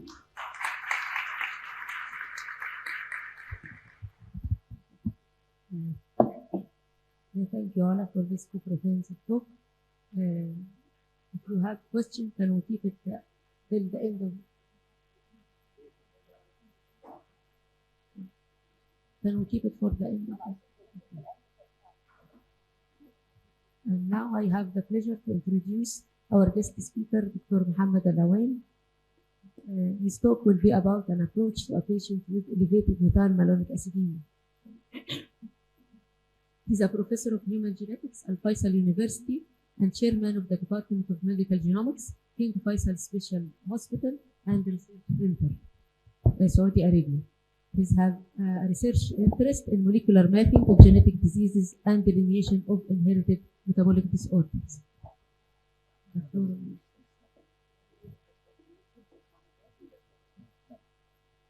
Assalamu alaikum wa rahmatullah. I should say I am very delighted to be with you. Egypt is a great country. We have been taught by a lot of teachers from Egypt. They have made a lot of impression, and most likely personality also has been influenced by great teachers from Egypt. I know Professor Ola. She was with us many years ago, and she was one of the most dedicated and passionate people I worked with. She always comes to my office with brilliant ideas, push me to publish them, and she is back to her country to help and make also her fingerprints in the field of genetics and metabolism. So I also would like to thank the organizing committee, Dr. Solaf and the others for the invitation. I like the logo, the artificial intelligence remapping healthcare. I don't know if it is the logo of the symposium or the logo of the university. The artificial intelligence. I see. Excellent. So this is a very nice logo as a global approach to healthcare. At the individual level, my message to everyone, go to your basics. Basics are the most important thing for training and teaching, upon which you can make a sound judgment. If the basics are weak, the judgment will be, everywhere. So that's my message to everyone. I give it to my also trainees. Ola, remember from the clinic that I used to teach also the trainees about how to approach methylmalonic acidemia. So she picked up this title, an approach to a patient with elevated methylmalonic acid. And I made this just in the past couple of months. I've never given this lecture before. So it is a novel presentation. The objectives, I would like to give you a global understanding of B12, a great vitamin that, believe me, that you will get from this lecture probably more than the MMA itself. And think about the differential diagnosis. by understanding the whole cycle itself. And believe me, we have more than 5,000, 6,000 genetic disorders so far. The number is growing every month. There is no way anybody can cover all these disorders. I tell the people in my clinic that I will retire and I will be lucky maybe to see maybe 1,000 genetic disorders or so. That means more than 4,000, 5,000 I will never encounter in my lifetime. So the idea is not to know these diseases in details. The idea is to how to understand, as the first presentation by Dr. Johannes, group of diseases. And again, understand the basics. And then if you encounter a patient, then you can go and learn quickly and become an expert. And then something about the management itself. Cell biology, one of the most fascinating about how human is created. From this cell, thousands of proteins are working together in tandem and providing the function in the best way that everybody feels humbled to see how the body is made. وَفِي أَنفُسِكُمْ أَفَلَا تُبْصِرُونَ. So I will skip these introductory slides because, you know, the first two presentations cover them. But we have, among these 5,000 disorders that I told you, or 6,000 genetic disorders, 500 of them or more are pure metabolic disorder in which there is an enzyme deficiency or a transport defect. And all of you, I guess, probably understand the pathogenesis of inborn error of metabolism between a substrate and there is a block, and then there is a deficiency, and then the pathway itself is complex. If you get out from a single gene disorder to a pathway, you will understand much better. And you will learn much better. So I will skip this slide also, but there could be multiple defects within a pathway leading to similar presentation and similar also management. I will go through with you now through some 8 or 9 puzzling cases, and you will understand that you may face a consultation with these cases because you are the geneticist, you are the metabolic physician. All people from everywhere, internal medicine and other specialties, neurology and so on, they will come back to you. So the first case scenario is a 7-day-old newborn girl with positive newborn screening, high C3, you know, which is an indication of methylmalonic. And this baby has elevated MMA and homocysteine. There is no metabolic acidosis or hyperammonemia. What's your thought? We'll go through this, but I will just dump these cases in front of you and then we'll learn through the presentation about them. A 50-year-old adult gentleman comes to the clinic with a megaloblastic anemia, and then the hematologist calls you. Somebody did a urine organic acid on him, and there is elevated MMA and homocysteine level. There is no history of metabolic acidosis or hyperammonemia, and he has also variable neurological symptoms. Believe me, the pathogenesis of this 50-year-old is the same like the 9-month-old. Comes again with megaloblastic, elevated anemia, elevated MMA and homocysteine, and no history of acidosis or hyperammonemia. A third case scenario, a 29-year-old lady with megaloblastic anemia and mild proteinuria. This is a lady I follow in my clinic. No history of recurrent metabolic acidosis or hyperammonemia, and both the MMA and homocysteine are elevated. A fourth case, a 10-month-old girl with pancytopenia due to bone marrow suppression. And this is a real case I face, you know, from Bahrain with megaloblastic anemia, mild metabolic acidosis, again with elevated MMA and homocysteine. You will learn all these from the presentation. Number 5, 11-month-old boy with recurrent episodes of severe metabolic acidosis, sometimes associated with hyperammonemia, and here the MMA is high, but the homocysteine is normal. Number 6, 2-year-old with recurrent episodes of mild metabolic acidosis, and mild hyperammonemia, and both the homocysteine and MMA are elevated. Case number 7, 2-week-old newborn with hemolytic anemia, thrombocytopenia, and renal failure.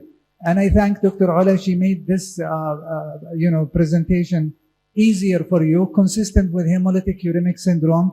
And this one I face also in ICU, in the neonatal intensive care. Both the MMA and homocysteine are high.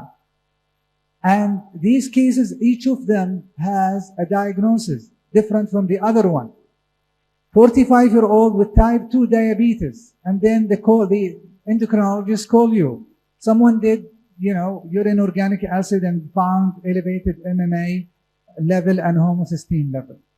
And he has also slowly progressive neuropsychiatric symptoms.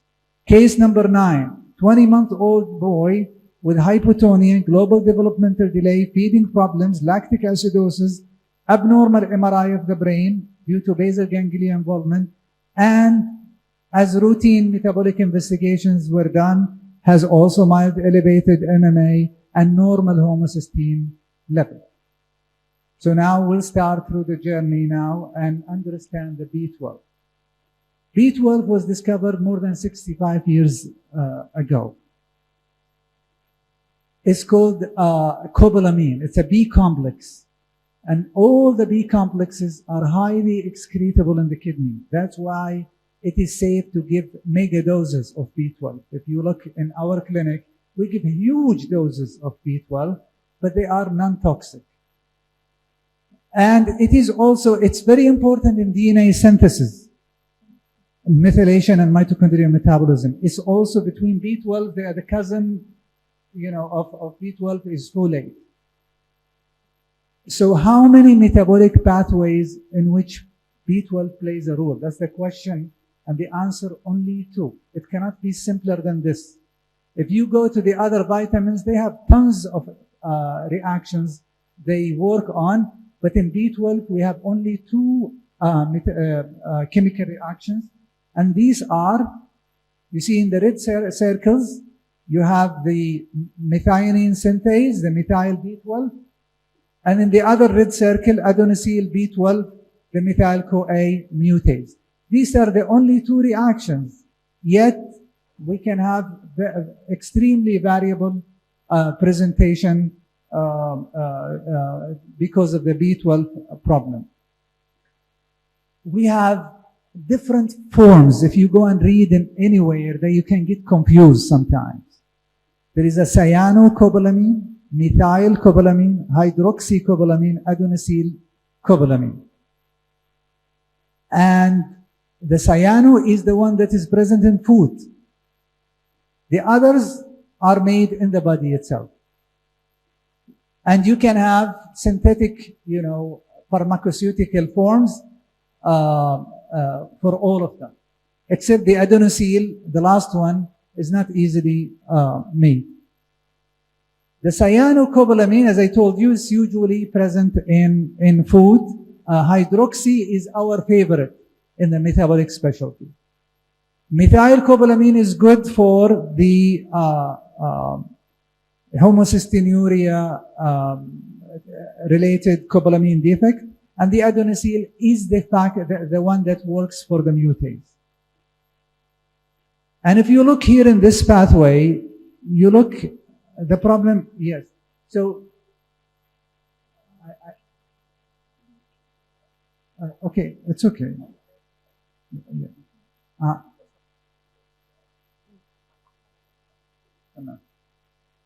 So,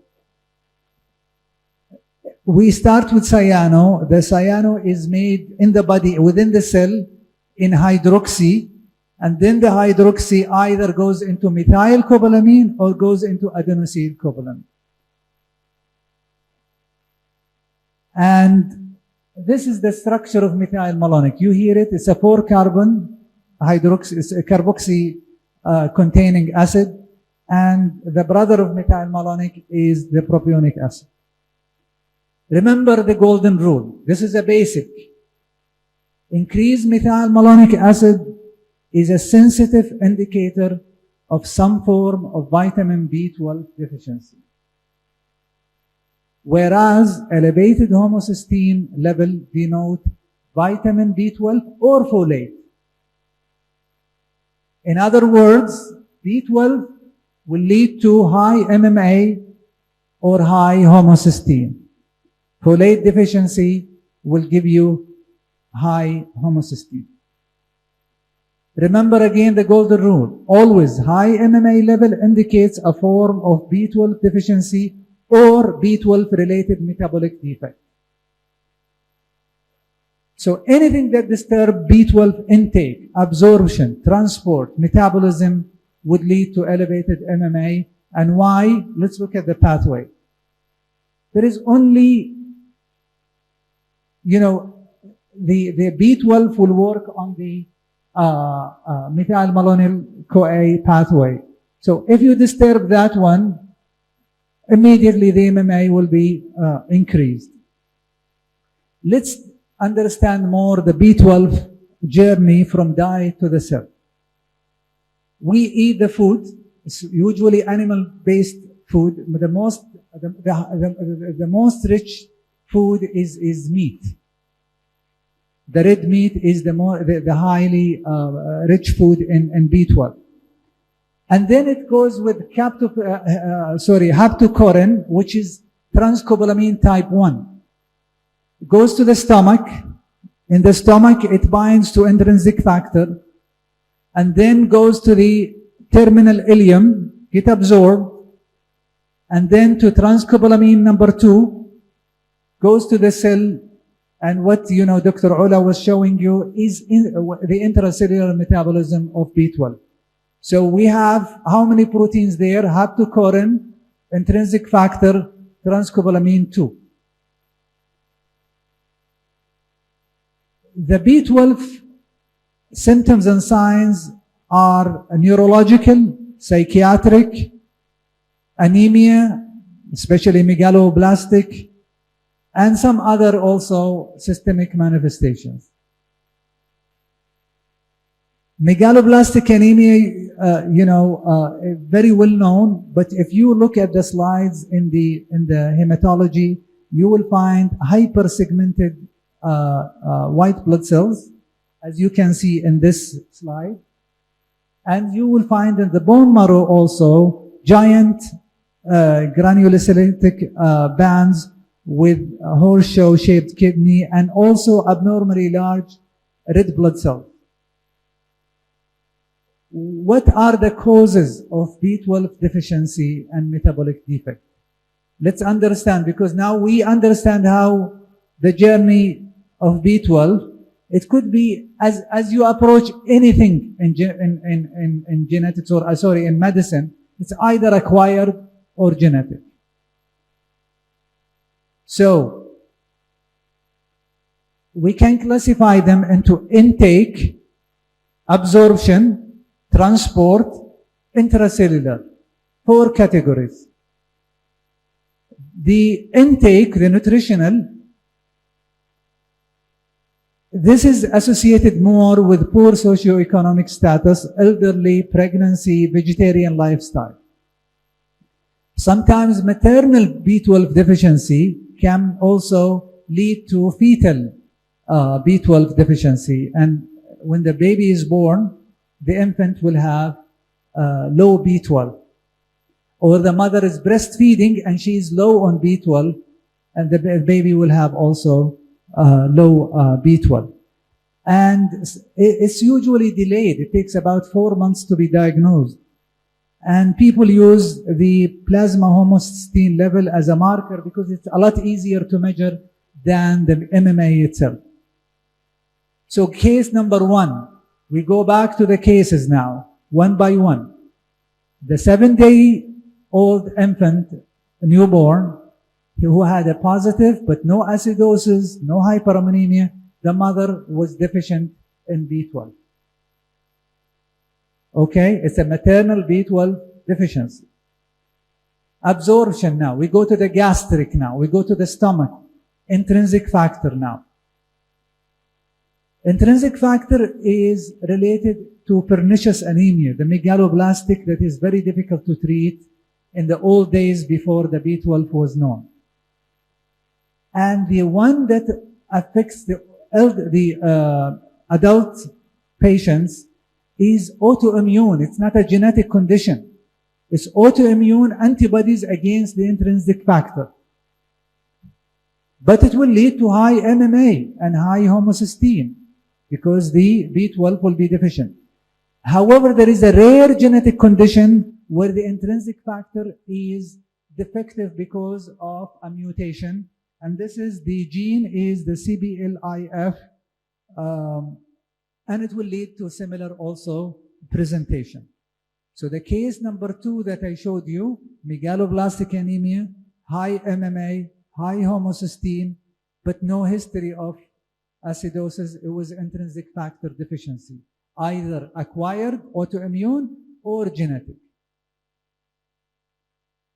Now let's go to the absorption. The part of the intestine that is important for absorption of B12 is the terminal ileum. So any terminal ileitis, regardless whether it is an infection, vascular, neoplasm, infiltrative, Crohn's disease, tuberculosis, or bowel surgery, can lead to reduced absorption of B12. So this is acquired now. And this is seen in adulthood. But you will never know. You can get called by someone who did homocysteine level and will call you, I found this. How can you make an interpretation?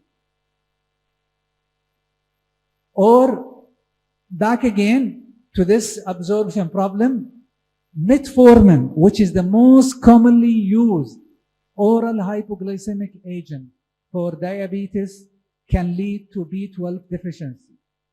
And there is a recommendation for family medicine about this one. So the case that I showed you, the 45-year-old diabetic, he was on metformin and developed B12 deficiency, and which led to high MMA and homocysteine and presenting with neuropsychiatric. Now, there is a genetic form of reduced absorption. It's called Emerson-Grasbeck syndrome. It's due to 2 genes, tubulin gene and amnionylase gene. Both of them will lead to severe reduction in the absorption of B12. The tubulin itself can have about 50 or 60% will have proteinuria. So the case I showed you, number 3, with megaloblastic anemia and proteinuria, it was a tubulin defect. Transport now. So we finished from the stomach, we finished from the intestine, now we want to transport B12 in the bloodstream. The most important protein is transcobalamin number 2, and trans from transport. Remember, number 1 is haptocorrin, and no disease has been associated with haptocorrin. Even if it is mutated, it does not cause a disease. It's a benign mutation. So transcobalamin number 2 will lead to pancytopenia, megaloblastic anemia, and sometimes mild metabolic acidosis. And I have a case with this one. And this is case number 4. We had a case with pancytopenia. They thought about leukemia and all of this, and it turned out to be transcobalamin number 2. And because B12 is deficient, both homocysteine and MMA will be high. And we published, that a series of transcobalamin deficiency number 2. Long time ago. Now, the most complex is the intracellular metabolism. And it can be a mutase enzyme defect or a cofactor cobalamin defect. So the mutase, I think, was covered by Dr. Ula just a while ago. And this is the most common. If you look here, the mutase, this is the most common of methylmalonic acidemia. And the cofactor, again, is also an important part of the intracellular metabolic defect. The mutase, I think you guys, understand it very well. We rely on the high C3 and also the presence of methylmalonic acid. And you remember case number 5 that I showed you? Very high MMA, normal homocysteine, recurrent episodes of metabolic acidosis and hyperammonemia. This is the mutase defect. Cobalamin defects are quite complex, and you don't need to know the details of each of them, but they tend to have variable phenotype, and it depends on the location of the defect. But the most common is cobalamin C, as Dr. Ola was covering just a while ago. And by understanding the pathway, you can understand why each of them cause either very high MMA and homocysteine together, or one of them separately. And again, this pathway showed you also that there is a bifurcation where you can have either MMA alone or combined MMA and homocystinuria together. So high MMA, these are the cobalamin A, B, and D, and both of them combined can be F, C, D, and J, and only homocystinuria you can have the D, E, and G, and the different genes that are responsible. So case number C that I showed you with relatively similar presentation, but MMA and homocysteine elevated together, was a combined cobalamin defect. And this is why cobalamin C, because it is before the bifurcation, and that's why it affects both the homocysteine and the methylmalonic acid.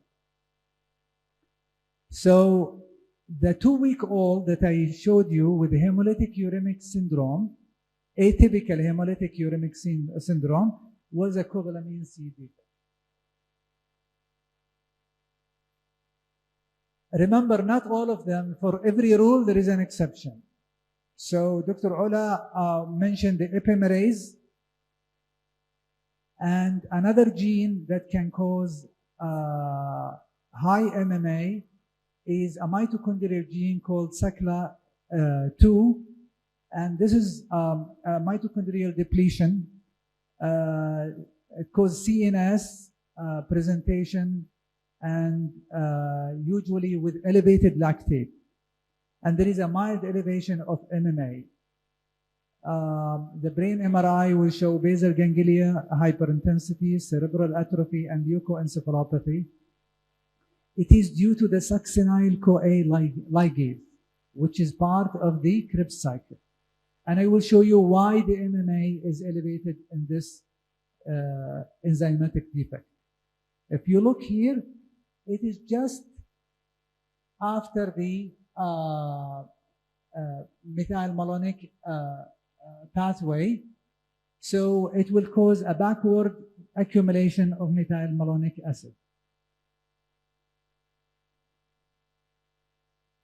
So the case number 9 that I showed you with high lactic acid and high MMA, it is due to a mitochondrial depletion syndrome. Remember that our patient, when they present with MMA, the classical MMA, the mutase, when they come very sick, the lactic acid will be high as a secondary lactic acidosis. So to understand it better, they have to be in a stable condition. You measure the lactic acid. The mitochondria, they tend to have high lactic acid all the time. And the level of MMA is variable according to the genetic defect. So the mutase, they tend to have the highest level of MMA. The cobalamin, usually 10 to 100 times, millimole per mole creatinine. And this SACLA2, also much less than the mutase. These are helpful, but not diagnostic. Now, back again to the old, slide that I showed you, the intake, the absorption, the transport. Those on the left, they tend to have hematological presentation, the anemia and some neuropsychiatric. The intracellular, they tend to have the metabolic acidosis, hyperammonemia, metabolic presentation. So there is some kind of variability between the two groups. The management for B12 deficiency, if you go to the one on the left, B12 is highly effective. And as I told you, hydroxycobalamin is the best choice for metabolic patients. Classical MMA, there is acute and chronic management, and the combined MMA and homocystinuria need to address both treatments at the same time. Always we go with these investigations, you know, the routine. You have to measure B12, you have to measure folate level, acetylcarnitine or tandem metabolic screen, urine organic acid, measuring homocysteine and other plasma amino acid, and quantitative MMA level. These are the machines that we use, you know, the tandem metabolic machine and the plasma and urine amino acid. And also there is another machine for urine organic acid. We use the Guthrie cards, and this is acylcarnitine profile of a patient with MMA. At the top is normal, but the bottom you see very high C3. C3 carnitine is very high. That's a marker for MMA and propionic acidemia. The way to differentiate is by doing urine organic acid.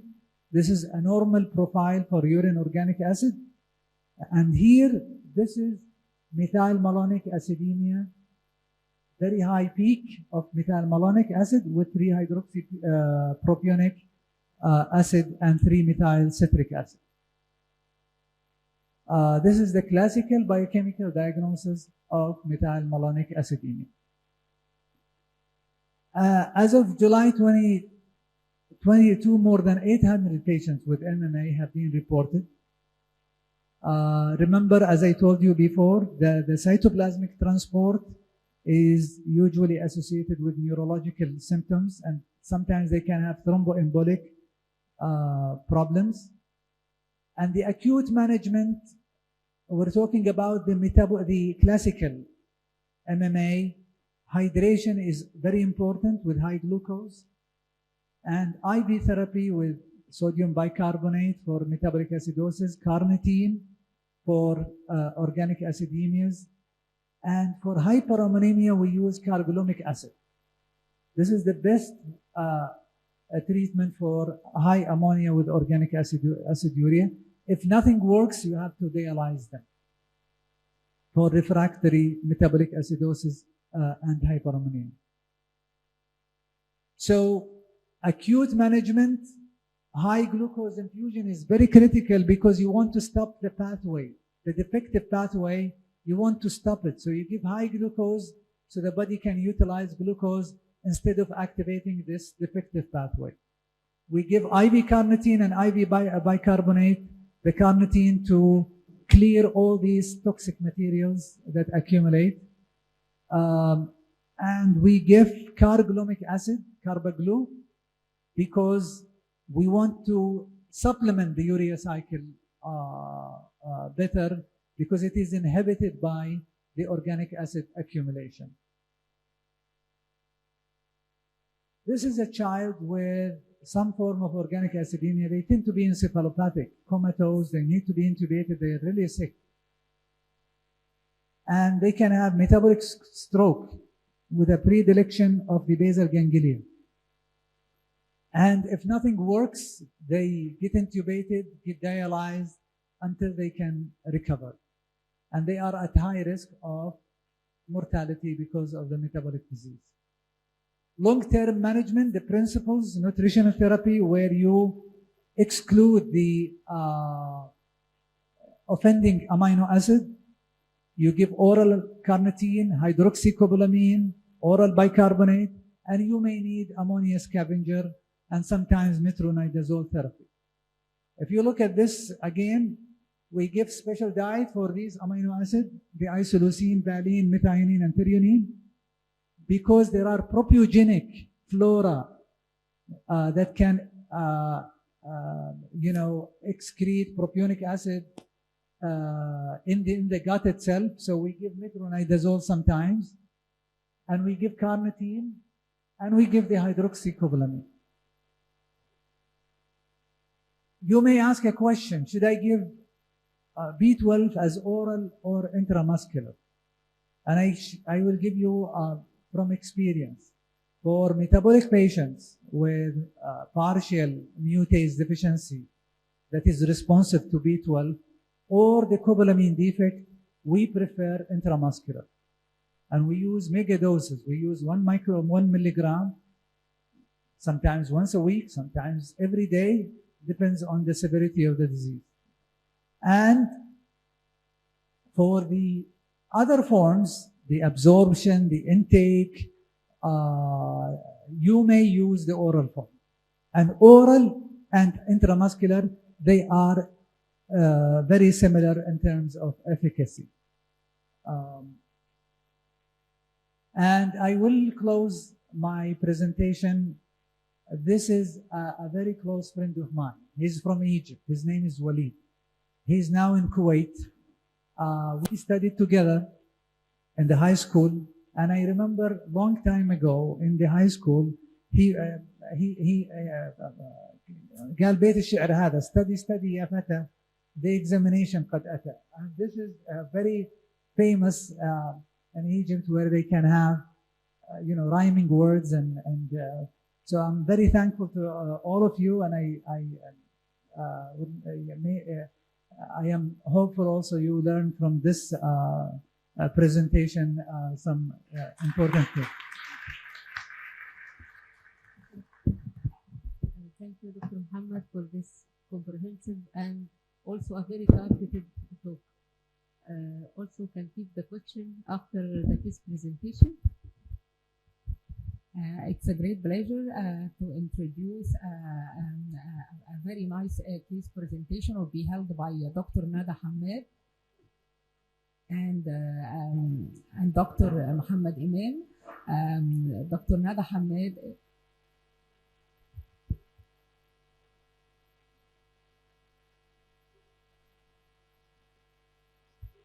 Dr. Nada Hamed is a lecturer of medical genetics, and Dr. Muhammad Amin is assistant lecturer of medical genetics. Please start.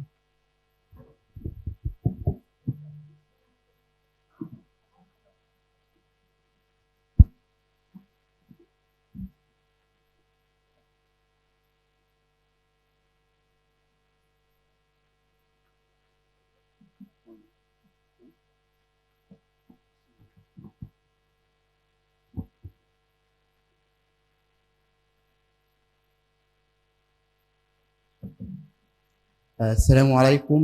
I am Muhammad Imam, Assistant Lecturer of Medical Genetics. I would like to thank all of you and my dear colleagues and professors for giving me this chance. I will present a case scenario. A 3-year-old Egyptian girl who was presented to her local hospital at 9 months of age with respiratory distress, persistent vomiting, disturbed level of consciousness, which progressed later to coma. Regarding the history, she is the fourth in order of birth of first cousin consanguineous Egyptian parents. Her family history was negative for sudden infant deaths or metabolic disease. She is the product of full-term normal spontaneous vaginal delivery. Her birth weight was 3 kilograms. The perinatal history were all unremarkable. She had normal growth and development till time of decompensations. She was kept on breastfeeding exclusively till age of 6 months, then started weaning without complications. At age of 9 months, she presented to her local hospital with fever, persistent vomiting, and severe dehydration. She had also generalized tonic-clonic convulsions, disturbed level of consciousness, and developed coma. She was admitted to pediatric ICU for 16 days and then discharged after improvement on anticonvulsant.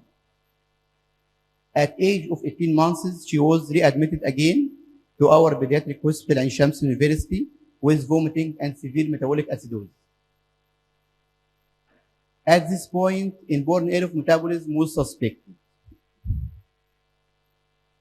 The workup was done, extended metabolic screening, dried blood spot by tandem mass spectroscopy, exhibited high levels of C3 carnitine. Propionic carnitine was 12.85 micromole, the normal range up to 7 micromole per liter, and high C3 to C2 ratio.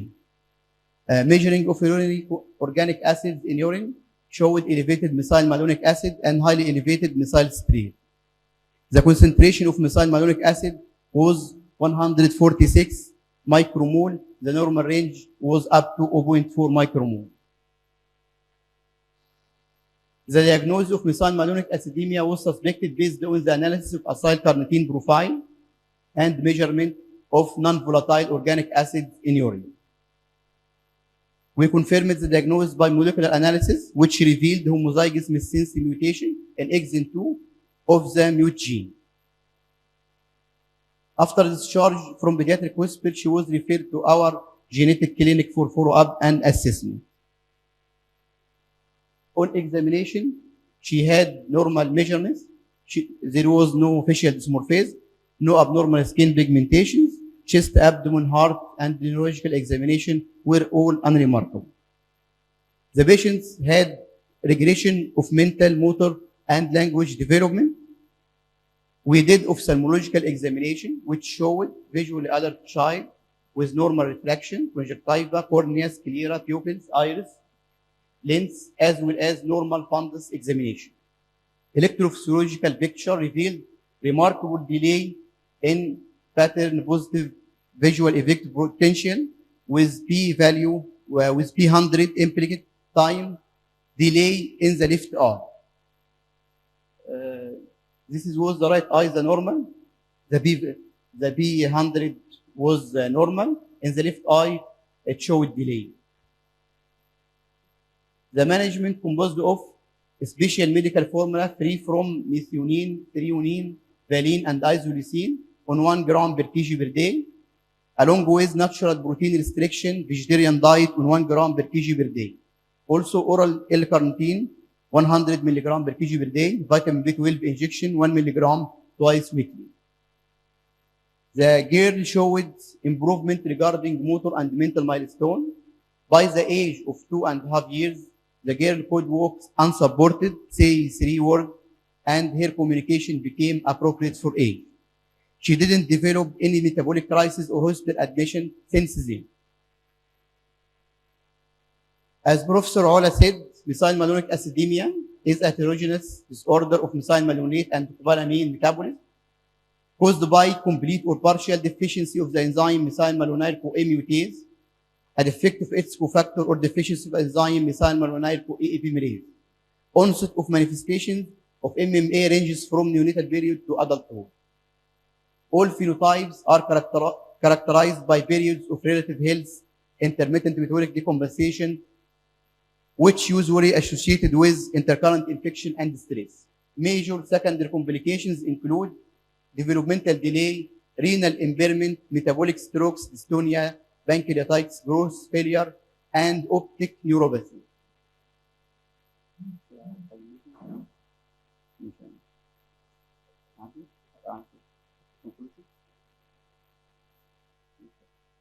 To conclude, we characterize a clinical, biochemical, and molecular of an Egyptian girl with isolated MMA. The main symptoms that prompted the patient to visit the hospital were vomiting, dehydration, respiratory distress, infection, encephalopathy, and coma. These symptoms are all non-specific and easily missed in absence of clinical awareness of the disease.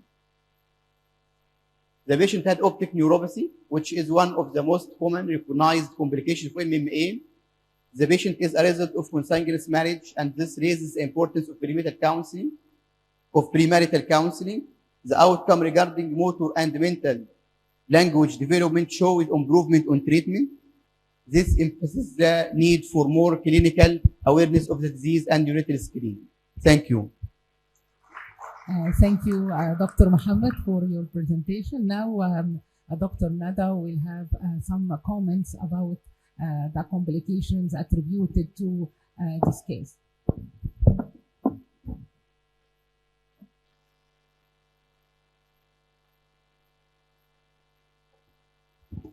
It's a great pleasure to me to be invited to say this talk in the conference. Thanks, chairpersons, dear professors, and colleagues. This is a brief comment on the previously described case by Dr. Muhammad.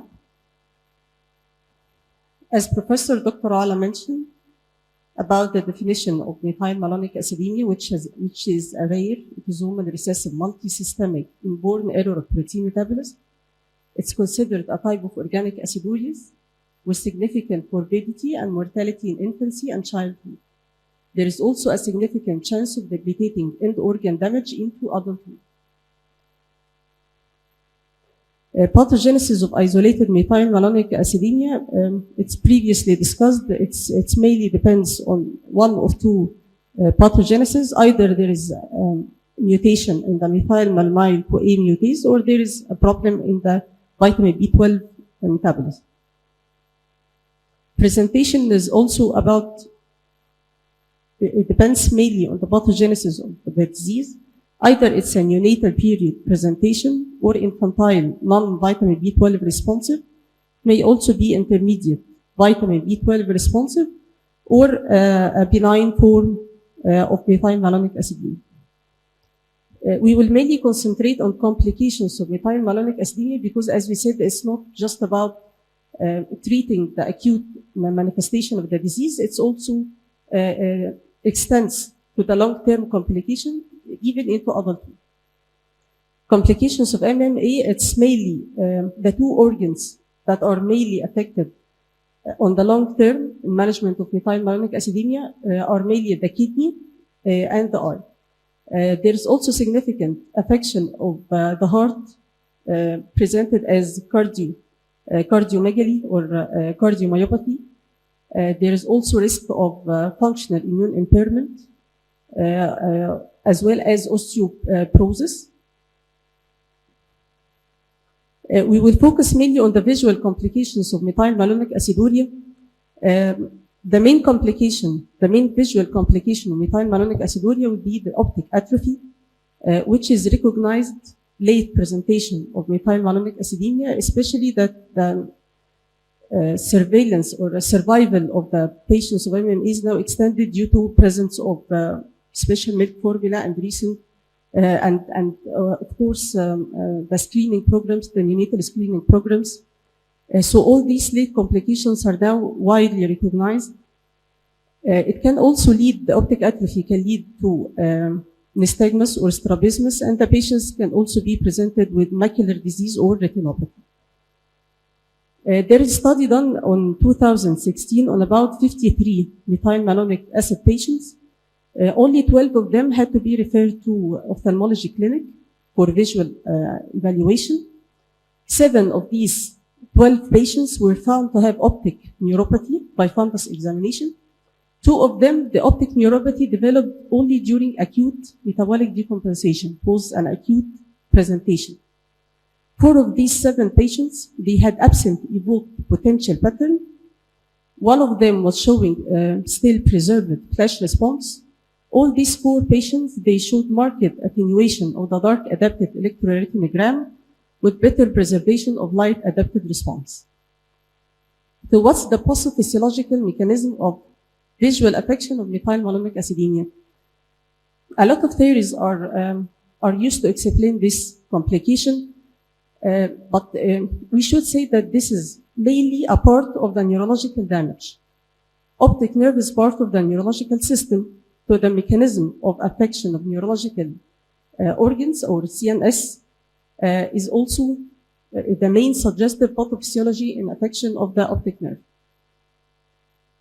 As we know, there is elevation of methylmalonic acid in cases of methylmalonic acidemia, and this mainly leads to inhibition of succinate dehydrogenase, which is a main enzyme in the Krebs cycle. This affects the aerobic oxidation of mitochondrial glucose. The second mechanism is talking about methyl malonic acid elevation and propionic and 2-methyl citric acid elevation, leading to cell apoptosis in mitochondria, in mitochondria of neuronal cells, leading to neuronal cell apoptosis. There is also another suggested mechanism talking about vitamin deficiency, especially those patients are all the time on protein-restricted diet. Protein-restricted diet is usually accompanied by vitamin deficiency, and this is also a strong suggestive mechanism of optic affection in cases of methyl malonic acidemia. What we conclude is that there is essential periodic ophthalmological screening is very important. It's very important for follow-up of patients with methyl malonic acidemia, especially on the long term. And particularly in children with developmental delay. Developmental delay denotes that there is neurological affection. Neurological affection consequently may reflect on affection of optic nerve. Thank you. Thank you, Dr. Nada, for your informative comment. And now we can open the floor for discussion for 10 to 15 minutes. I have a question. My question is to Dr. Mohammed Al-Awain. Thank you for the informative presentation. It really helped us to see the broad spectrum of elevated methyl malonic acid and elevated homocysteine level. It's not only about metabolic disease, as I understand, it's also about any cause affecting vitamin B12 pathway. My question is, all the causes away from methyl malonyl mutase enzyme or coplamine defect, all causes regarding the deficiency, the absorption, the transportation of vitamin B12, they will be accompanied with elevated methyl malonic acid and homocysteine level, but there will not be metabolites in the urine, right or wrong?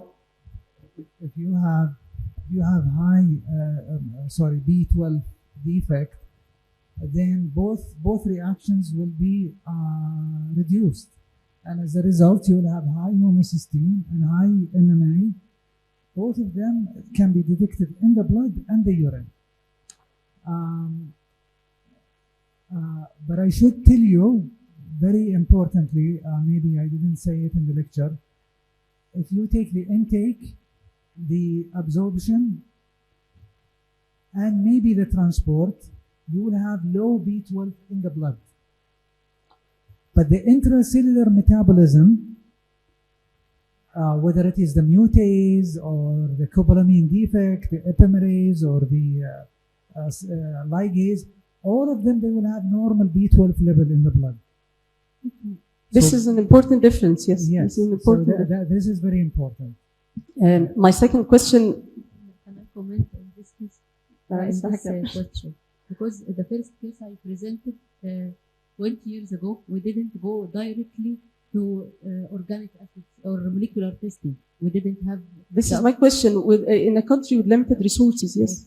So first we used to measure the vitamin B12 in the child and the mother, and then we did molecular testing. But I didn't mention in the presentation. And also maybe 12 or 13 years ago, we used to have some patients with diagnosed as MMA from the neurology clinic, if you remember, and they appeared that they only have vitamin B12 deficiency because they didn't measure vitamin B12. They just assumed that the organic acids and the elevated MMA is diagnostic for MMA. This is exactly my question. Yes, and this in a clinic with limited resources, we don't routinely screen or ask for vitamin B12 deficiency in any patients with elevated MMA level. Should I go back to all my patients and? No. It just if you have a global understanding now, each patient has his own disease.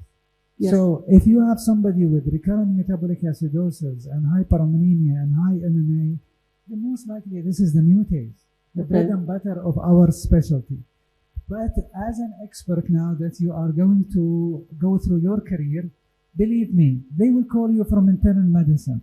They will call you from neurology. And don't look at the diagnostics now. People will have access to these things in the future. They will call you, I did urine organic acid for this patient who has had neuropsychiatric symptoms and I found high MMA. What do you think, Dr. So-and-so? So without understanding the whole cycle of B12, you could consume your time, waste your resources if you don't understand and properly come to the right conclusion. And you can also order whole exome and you are dealing with an acquired condition. So it depends. Like for example, let's say a patient with a mild form of pernicious anemia comes to the clinic with neuropsychiatric symptoms. They did these, tests and they found the MMA level and they call you. So you may start thinking about genetic, and it is acquired because of immune-mediated intrinsic factor deficiency. So the global understanding of any entity, it makes it easier. And they have called us.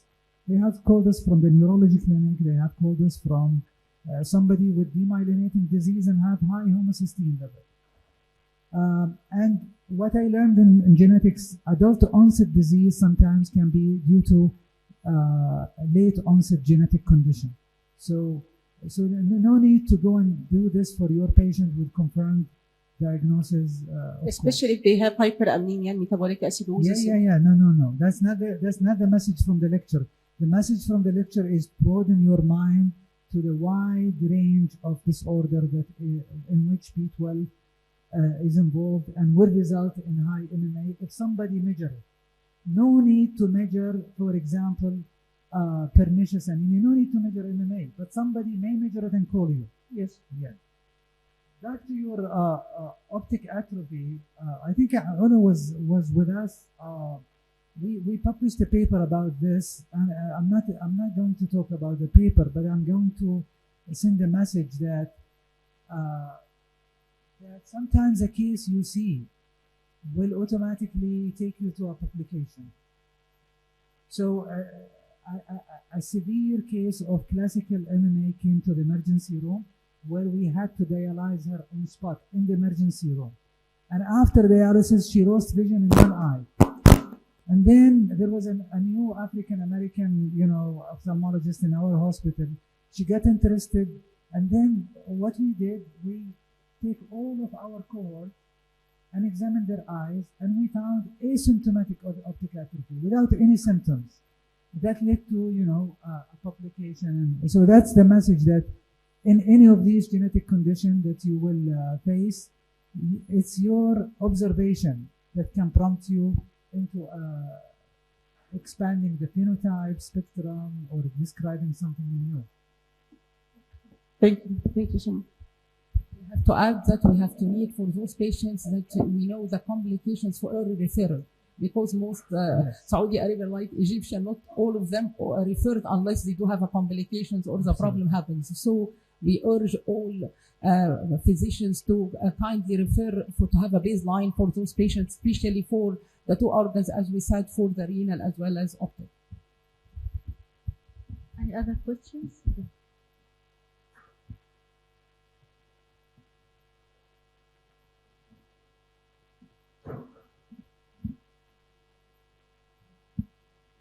I have a patient who was diagnosed molecularly to have methylmalonic acidemia responsive B12, or B12 responsive MMA.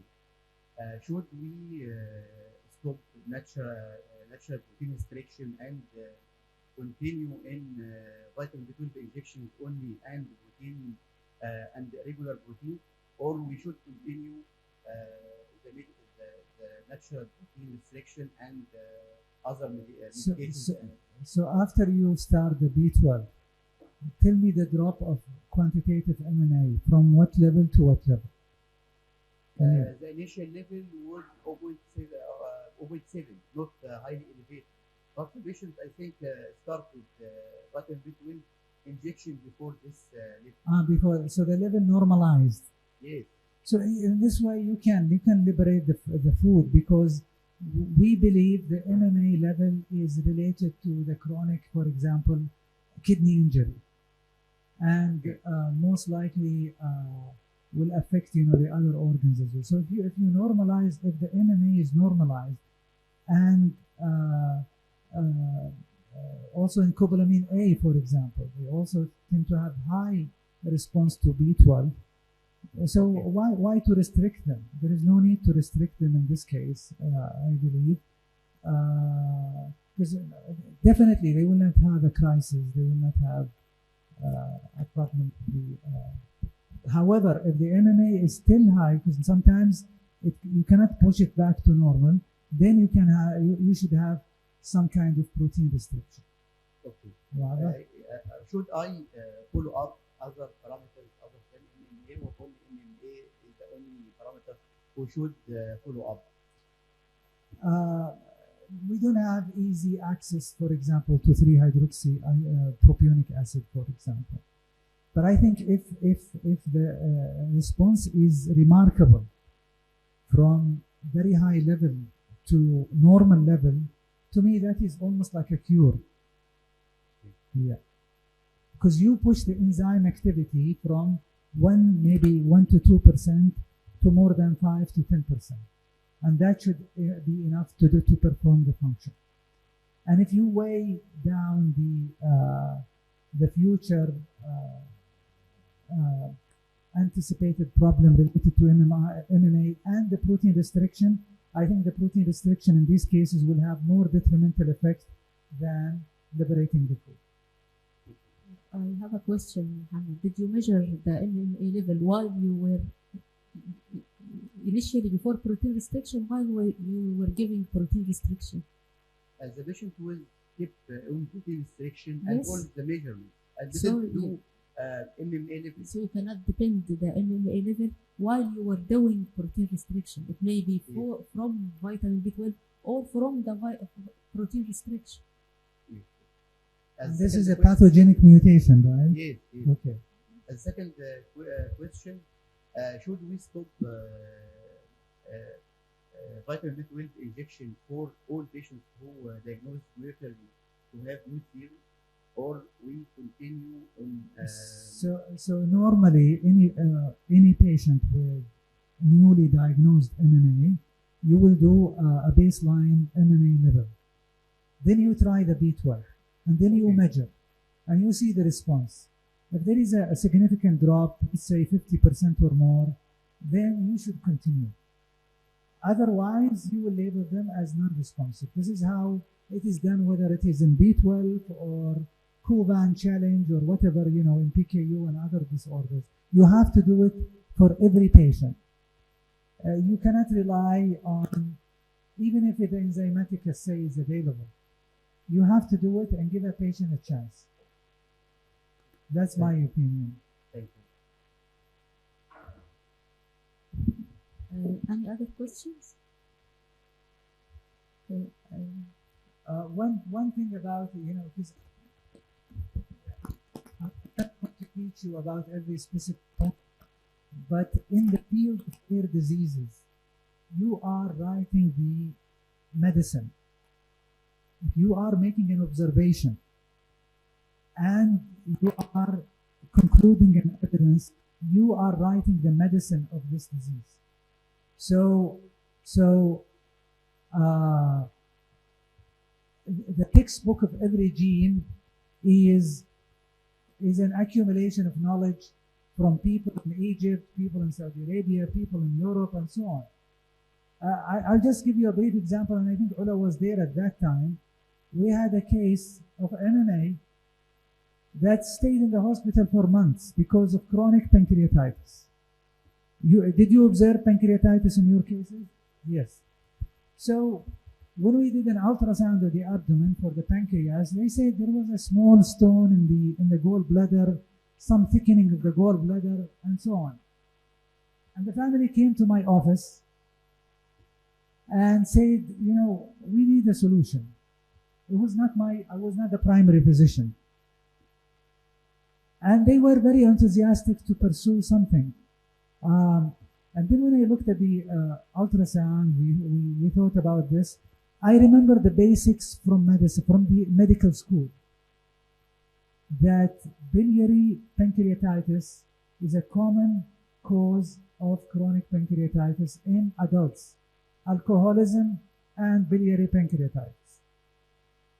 So it clicked in my mind, maybe the bile acid itself or the bile itself is triggering more and more. It's the disease, it's the MMA, but the biliary itself is triggering more and more of the pancreatitis in this child. So we said, let's think about cholecystectomy. Let's try get the gallbladder out because of the chronic cholecystitis. And this has never been tried in MMA. It was a big challenge, but the family was with me. So I met with a pediatric surgeon. It was very hard to convince him. Says, never been done in this disease, subjecting this case for surgery. And luckily enough, we did it. And since then, never been admitted to the hospital with chronic pancreatitis. Never. For the past, I would say 6, 7, 8 years, الله أعلم. ما أدري كم لها الحين بمصر يعني من قبل كده يعني. And then her sister went into the same scenario.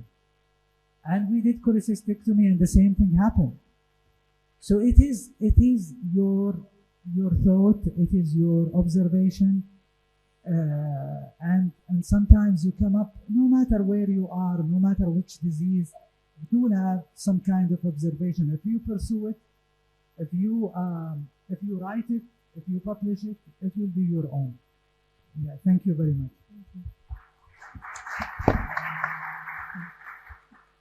Before having the nutrition symposium, I just want to conclude what we said in the last previous presentation. First, please go back to the basics. Remember the basics. Increased methyl malonic acid is not always MMA.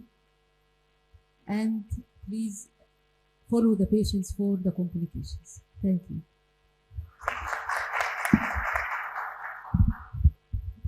It is a great pleasure to have a highly comprehensive symposium by a nutrition team for the couple of 20 minutes.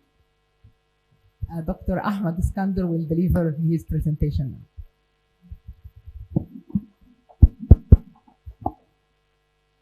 Okay.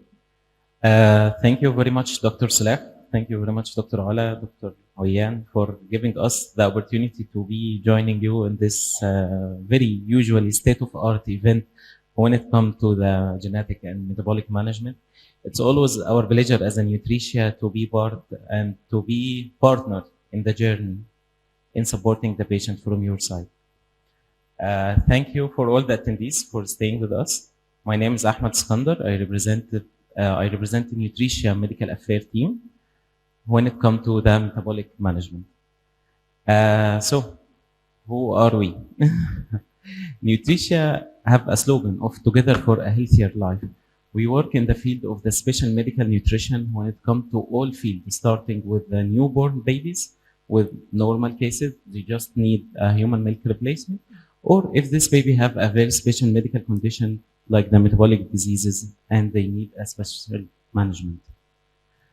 With more than 120 years working in the field of medical nutrition, more than 600 publications and more than 120 scientific discoveries recorded for nutrition, whenever it comes to immunity support, filtering the growth, metabolic, epilepsy, gut health, allergy, or even oncology and ICU when it comes to elderly. When it comes to the metabolic, for the patient with the metabolic disorder, we bring the widest range of nutritional solutions, whether it is condition specific for an inborn error of metabolism, or a low protein, low profit food, or an energy modular, or an amino acid modulars to support those babies. So this is our patient in the journey, an infant, but it's an infant with a metabolic condition.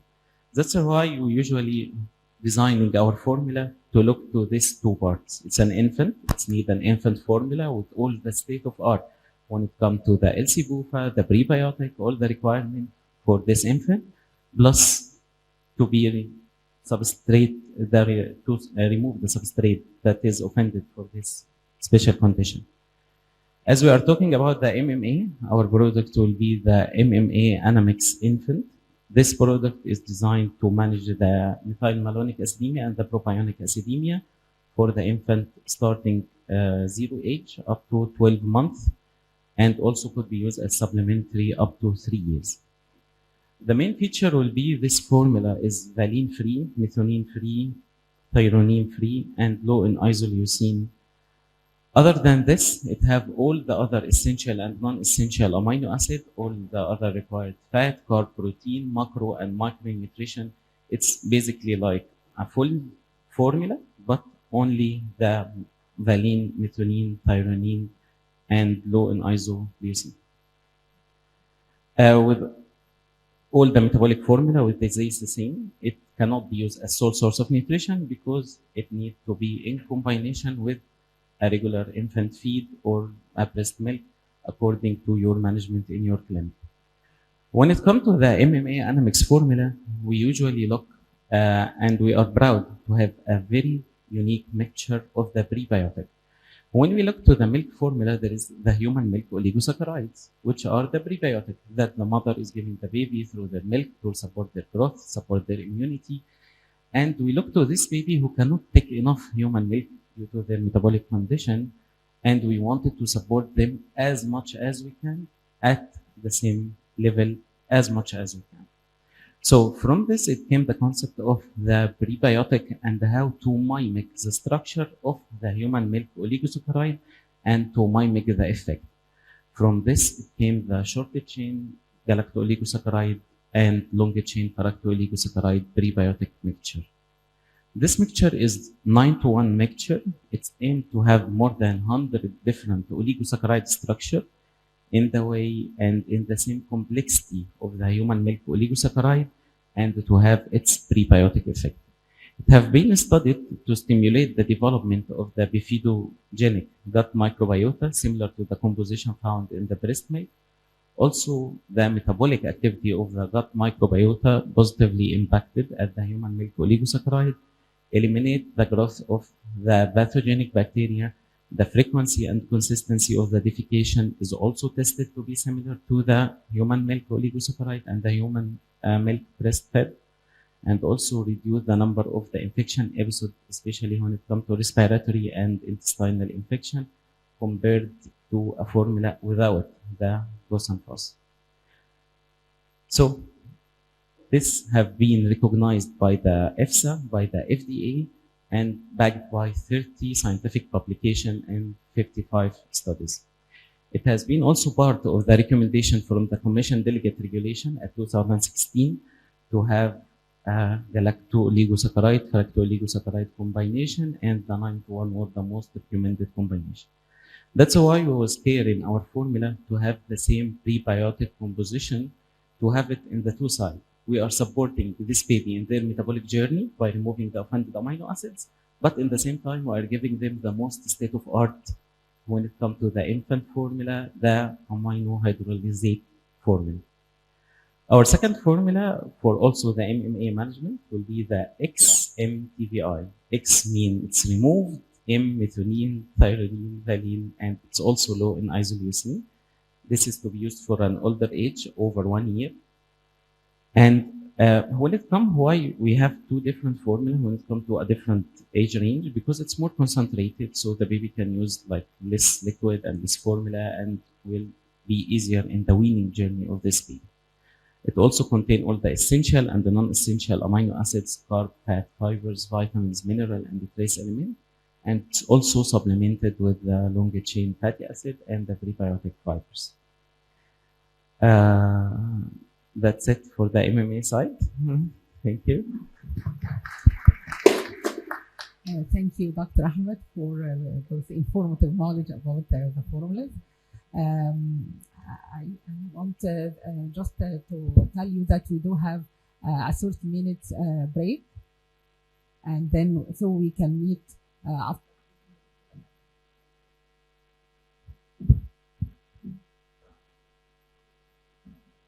الستارت كوارتر 1:15.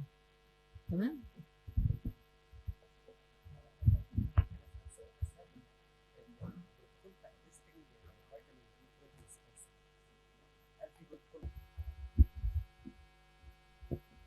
welcome back من اللانش بريك الطويلة جدا. And I will have to start because Dr. توفيق ابن عمران على الأونلاين. It's our honor to have Dr.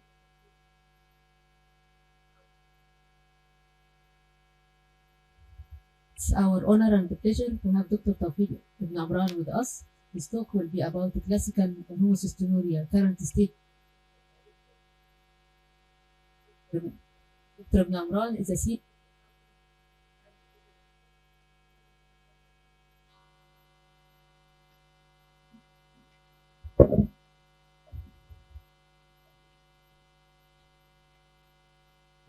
Dr. Amran is a senior consultant and division chief genetic and genomic medicine at Sidra Medicine and Hamad Medical Corporation. He's an associate professor at Weill Cornell Medical College, Qatar, and New York, USA. He's also a distinguished visiting scientist at Boston Children's Hospital, USA. He contributes to the body of published knowledge in clinical and metabolic genetics with over 150 published articles in peer-reviewed journal, book chapters, and abstracts. He's a reviewer of many clinical genetics journals. He's an active clinical researcher collaborating on projects with local and regional international communities. He's a leading primary investigator in many high-profile research projects and clinical trials, and he's the best professor to talk about the classical homocystinuria. Dr. Tawfiq. Assalamu alaikum wa rahmatullahi wa barakatuh. Thank you very much, Dr. Sulafa, for the kind introduction, and thank you also for the kind invitation. It's really my great pleasure and honor to share with you our experience and our knowledge on a classical homocystinuria. So just to start with two slides about methionine homocysteine metabolism.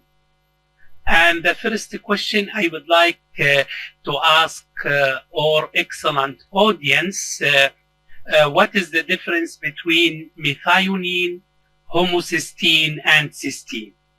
Because these three amino acids, it's very important in our understanding our treatment for classical homocystinuria. So I will start with methionine, and as you can see, its chemical structure, it's more complicated than homocysteine. That's why we cannot form it in our body, and we can obtain methionine only from diet. So methionine, it's considered as essential amino acids, as well as it contributes to the formation and synthesis of our muscles. Second amino acids important here in this pathway is homocysteine. So as you can see, homocysteine structure is less complicated than methionine, and homocysteine, it's not essential amino acid because we can form it in our bodies from methionine, and also it's not part of muscle synthesis. So again, the presence of homocysteine, it's only an intermediary metabolite, and it's important to form methyl group, which is important in the methylation of our DNA. Cysteine. So again, cysteine is not essential amino acid because homocysteine can be converted to cysteine, so we can form it in our body. However, cysteine is very important in muscle synthesis. So this is the three amino acids you need to remember when we talk about a classical homocystinuria. Details. What is the primary defect, or what is the enzyme deficiency responsible for classical homocystinuria. So the enzyme is called CBS, or cystathionine beta synthase, and this is a very important enzyme that is responsible for degradation of homocysteine to cystathionine and to cysteine. So this pathway is called transsulfuration pathway, and there is an important cofactor here, as you can see, pyridoxine or B6. It's the important cofactor for CBS enzyme. So what happens when we have a deficiency of CBS enzyme? As a result, there will be accumulation of homocysteine, as well as accumulation of methionine and deficiency of cysteine. So this is basically the biochemical profile, and this is what we have as a marker for newborn screening. So in CBS deficiency, there is high homocysteine as well as high methionine. For example, in the morning, we heard about remethylation disorder like cobalamin C defect. And in cobalamin C defect, if we are talking about newborn screening, you will have high homocysteine but low or normal methionine. So this is the main difference between hyperhomocysteinemia due to remethylation and hyperhomocysteinemia due to CBS deficiency. If you find high methionine, this is a classical homocystinuria. If you have low or normal methionine, this is a remethylation defect. More about the classical homocystinuria or CBS deficiency. So the clinical presentation, it's variable, and this is, as you know, depends on the level of cystathionine beta synthase enzyme and responsiveness to B6. However, the 4 systems or the 4 organs involved in the classical homocystinuria include central nervous system. So usually patients, they presented with intellectual disability and other neurological diseases. The second organ is the eye. So patients, they can present with eye manifestations like severe myopia and its complication like retinal detachment, as well as ectopia lentis, or downward subluxation of the lenses. Musculoskeletal manifestation, patients with the classical homocystinuria, they will present with Marfanoid habitus and other skeletal manifestation. So whenever you have a referral or you have a patient to roll out Marfan, you need to do total homocysteine level, because this is a treatable condition and you don't want really to miss a classical homocystinuria. The 4th system involved is vascular or cardiovascular system and the increased risk of thromboembolism, and this is the main cause of morbidity and mortality in the classical homocystinuria. There are 2 phenotypic variants, B6 responsive and B6 non-responsive. And unfortunately, the type we have here in Qatar, and I assume in the most of the countries, including Egypt, is B6 non-responsive phenotype. The classical homocystinuria in Qatar is the most common inherited metabolic disease we see here in Qatar. It is similar to the prevalence of PKU in Egypt. I know, for example, in Egypt, you have a high incidence and prevalence of phenylketonuria.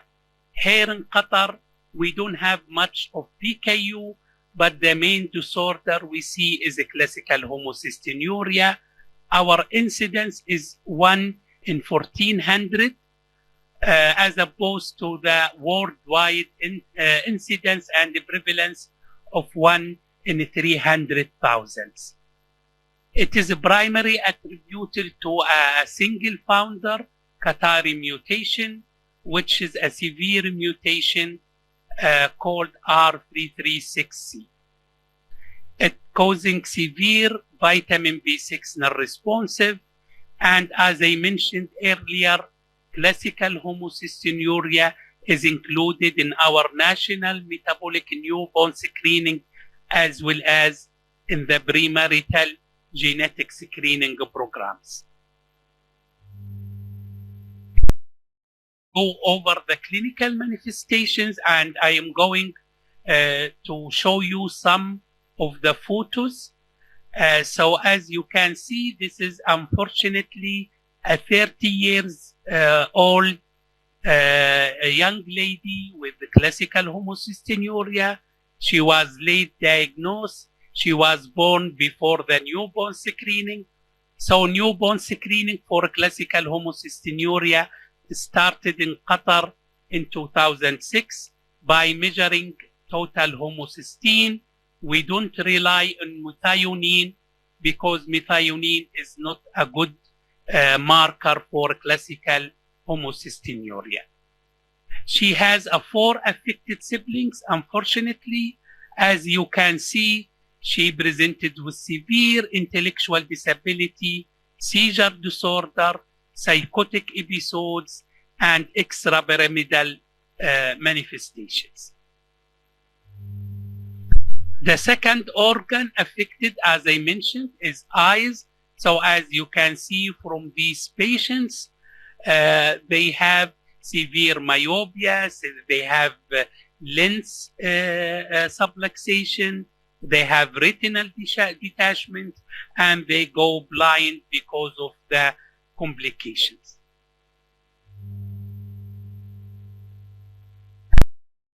So they have marfanoid habitus.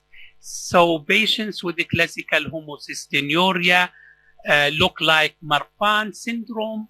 So they present with tall stature, disproportionate tall stature with long extremities. And as you can see here, they have a high arm span or increased arm span compared to the height. They can have arachnodactyly, and they can present with severe osteoporosis. So this is one of the important manifestations and the important treatment target to treat the severe osteoporosis. Present with other skeletal complications like severe scoliosis, pectus carinatum. It's another important manifestation of a classical homocystinuria. And as I mentioned, the most cause of morbidity and mortality, especially in adolescents and adults, is a stroke or thromboembolic events. So uncontrolled adults with classical homocystinuria, they present with cardiac infarction, they can present with a stroke, and they can present with a deep venous thrombosis. In 2019 about natural history, clinical, biochemical, and genetics manifestation of classical homocystinuria in our Qatari cohort. So in Qatar, we have 3 cohorts of patients, those who become symptomatic and late diagnosed. So in this paper, we included 126 patients, 69 patients late diagnosis group, 13 patients diagnosed because of family history, so we call it family screening group. And the last cohort, those who diagnosed by newborn screening. And you can see here the primary cause of diagnosis for the late diagnosed group is ocular manifestation, followed by a neurological manifestation. However, the most prevalent clinical manifestation is a neurological manifestation. So usually patients with the classical homocystinuria, they present with intellectual disability, they present with hyperactivity, and this is a very progressive neurological manifestation.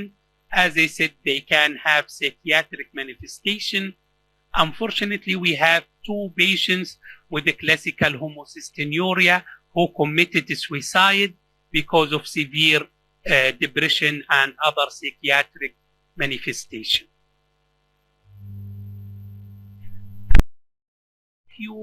Quality of life, adherence to treatment, methionine level, and total homocysteine level compared between late diagnosed group and high screening group and a newborn screening group.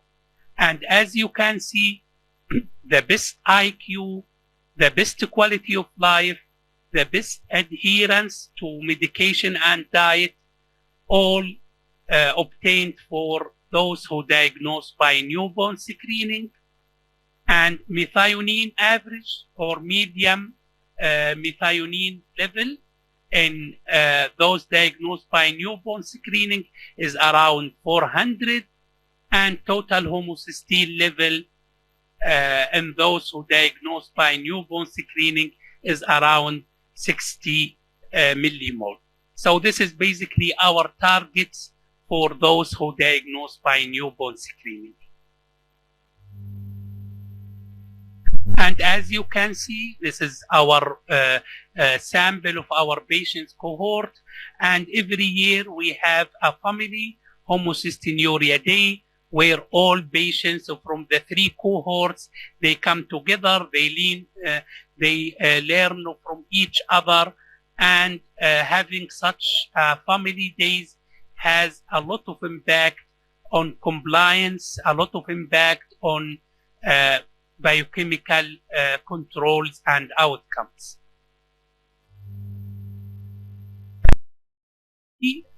Consists of low protein diet, betaine, and we use high dose betaine, pyridoxine, even though our phenotype is HB6 non-responsive.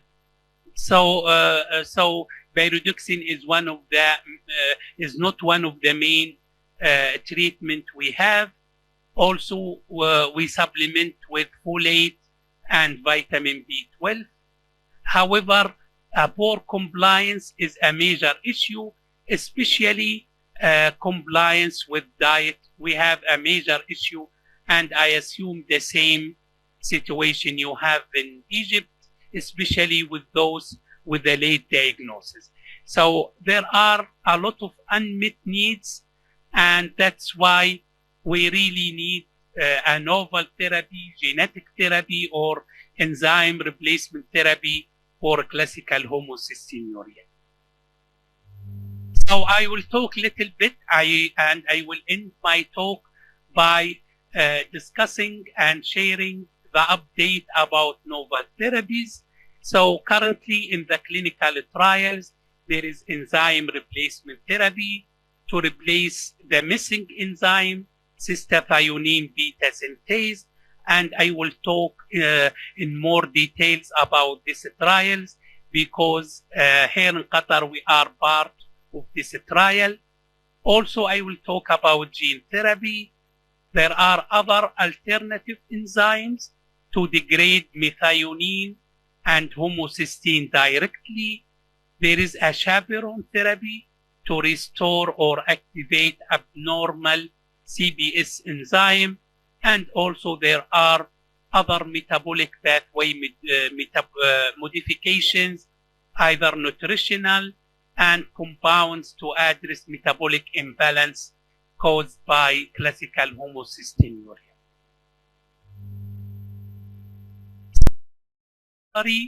Of all novel therapies. So as you can see, there is enzymes to degrade methionine. There is also compounds to alterate homocysteine conversion to methionine. There is enzymes directly degrade homocysteine. However, I will be mainly talking about enzyme replacement therapy for CBS as well as gene therapy. So Travere company, they have ongoing phase 2 clinical trial, and they are planning to start phase 3 clinical trial, which our center will be part of this. So they developed an pegylated modified CBS enzyme called dictibatinase, and this is administered as subcutaneous injection, and it is pegylated similar to the one for PKU to have a longer half-life.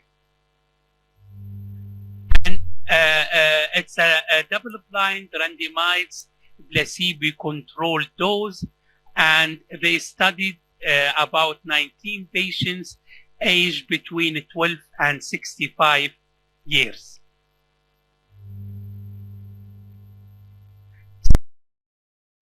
This is the data, the updated data from this trial, and I'm going to show you just a few slides. So the decrease in regard to total homocysteine is about 55%, and more important, the decrease in methionine is about 82%. And why this is also important, the reduction in methionine, because this will give our patients more room and more natural protein in the diet. They achieve this reduction both in total homocysteine and in methionine, regardless of the change in the diet. About gene therapy for classical homocystinuria. So this is the mouse model for a classical homocystinuria, and knockout mouse showed facial alopecia, reduced fat mass, and showed osteoporosis, and the mouse phenotype entirely reversed when you put the mice on low methionine diet. So the virus, the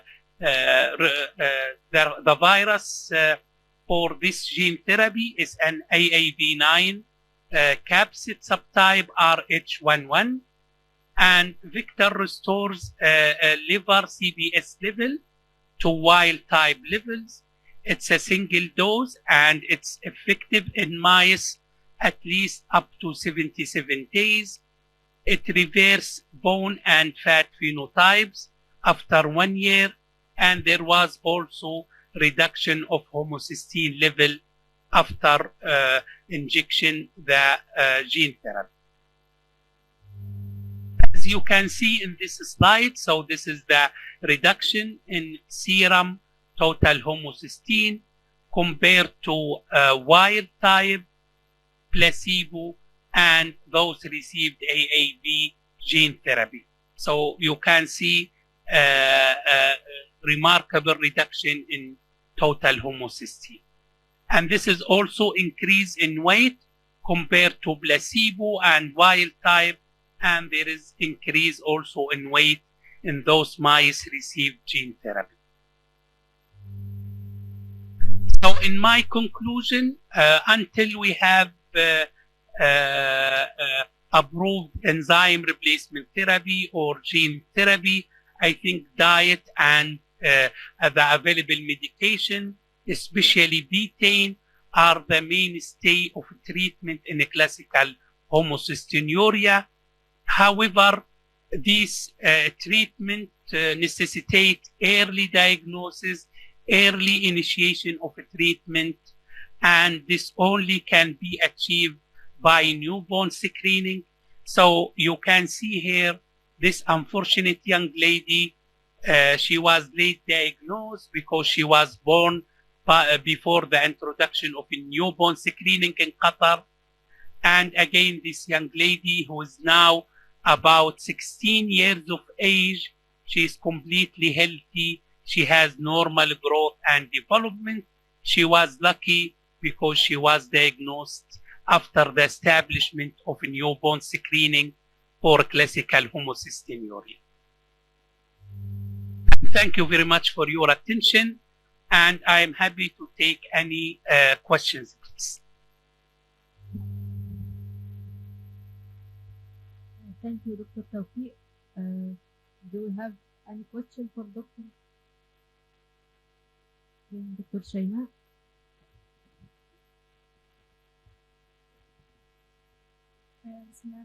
Thank you, Professor Dr. Tawfiq, for this valuable lecture about classic homocystinuria.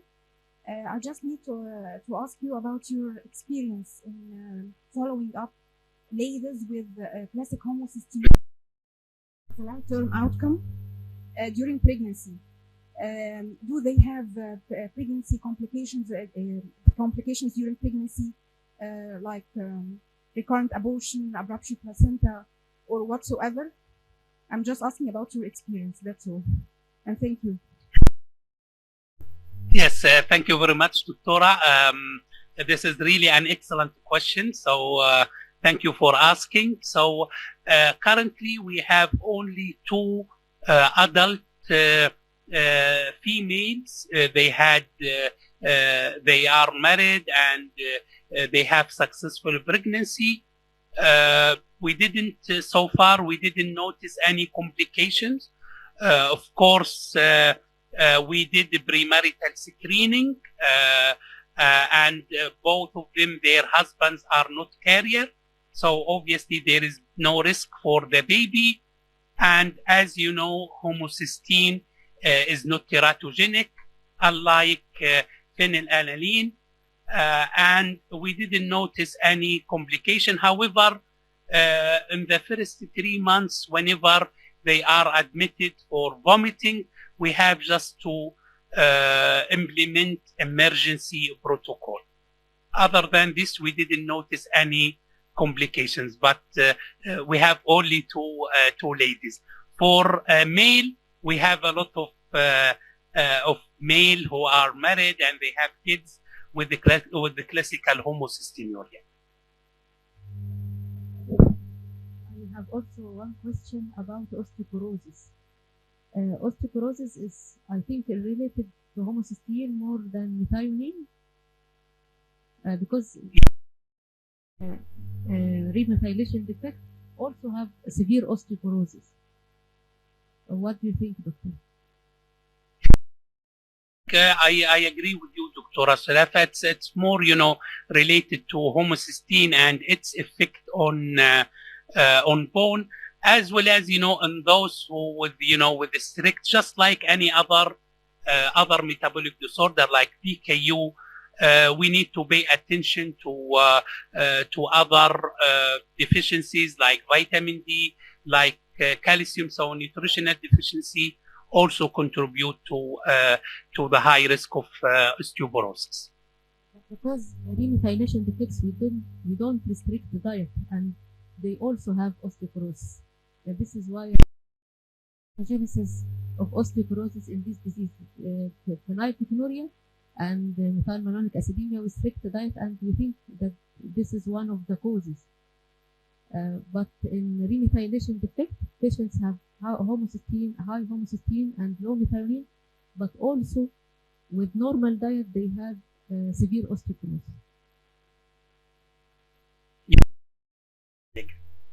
Do you think we should give bisphosphonate for these patients? Yes, till now we didn't have, especially for adults, we didn't have any patients with severe osteoporosis, or at least with the clinical fractures that necessitate the need to give bisphosphonate. But obviously, Doctora, if there is fracture or severe osteoporosis, as far as they know, there is no contraindication to give bisphosphonate. Okay. So yes, it's indicated. Kindly, I want to ask about between for patients in the treatment. You encounter patients with classical homocystinuria who got attacks of seizure? Because I do have one patient, once she started, and even 2 times she got a seizure attack and abnormal EEG. I read about there is one reported cases, but for a combined methylmalonic acidemia and homocystinuria on betaine. Could you kindly tell me also, do you encounter such a scenario? So as I mentioned, Doctora, for seizure, we don't see it common, even though we have very few patients with the seizure disorders, but we don't see it common in the classical homocystinuria. Regarding and if there is seizure, it's easy to control. So it's not interactable. It's not interactable seizure. Question, it's related just to after betaine administration, not. Okay, and understand. So I don't think, Doctora, there is a relation, because as I mentioned, we have patients, in long time on betaine, like, more than maybe, 20 years. And as I mentioned, we give a high dose from beginning. So usually we start with 250 milligram per kg BID, and most of our adult patients, they take up to 12 grams daily, like 6 grams BID, and we didn't notice any relation like seizure to betaine. We are dealing with high homocysteine and we cannot do anything because she does have seizure. Thank you very much. Any other questions? Thank you, Dr. Tawfiq, and I hope you can stay with us until the end of the conference. And now, thank you very much, Doctora, and congratulations. I really enjoyed the lectures in the morning, so congratulations. And it's a great pleasure now to introduce the second session. A second talk will be a case presentation by Dr. Shayma Agad. Dr. Shayma is a lecturer of medical genetics, and also Dr. Abdullah, assistant lecturer of medical genetics. Please, Dr. Shayma.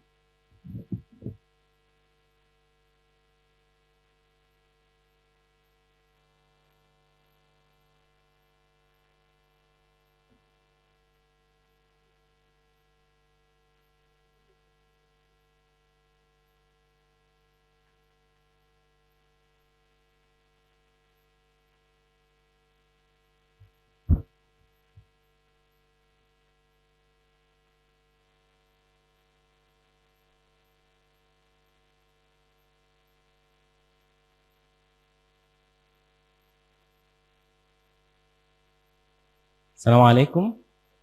It's an honor for me to be with you today presenting this case.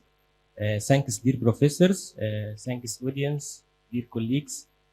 I present a case scenario about YA. He is an 8-month-old neonate, high risk for copolamin C defect. He is the 4th order of birth of 1.5 consanguineous marriage.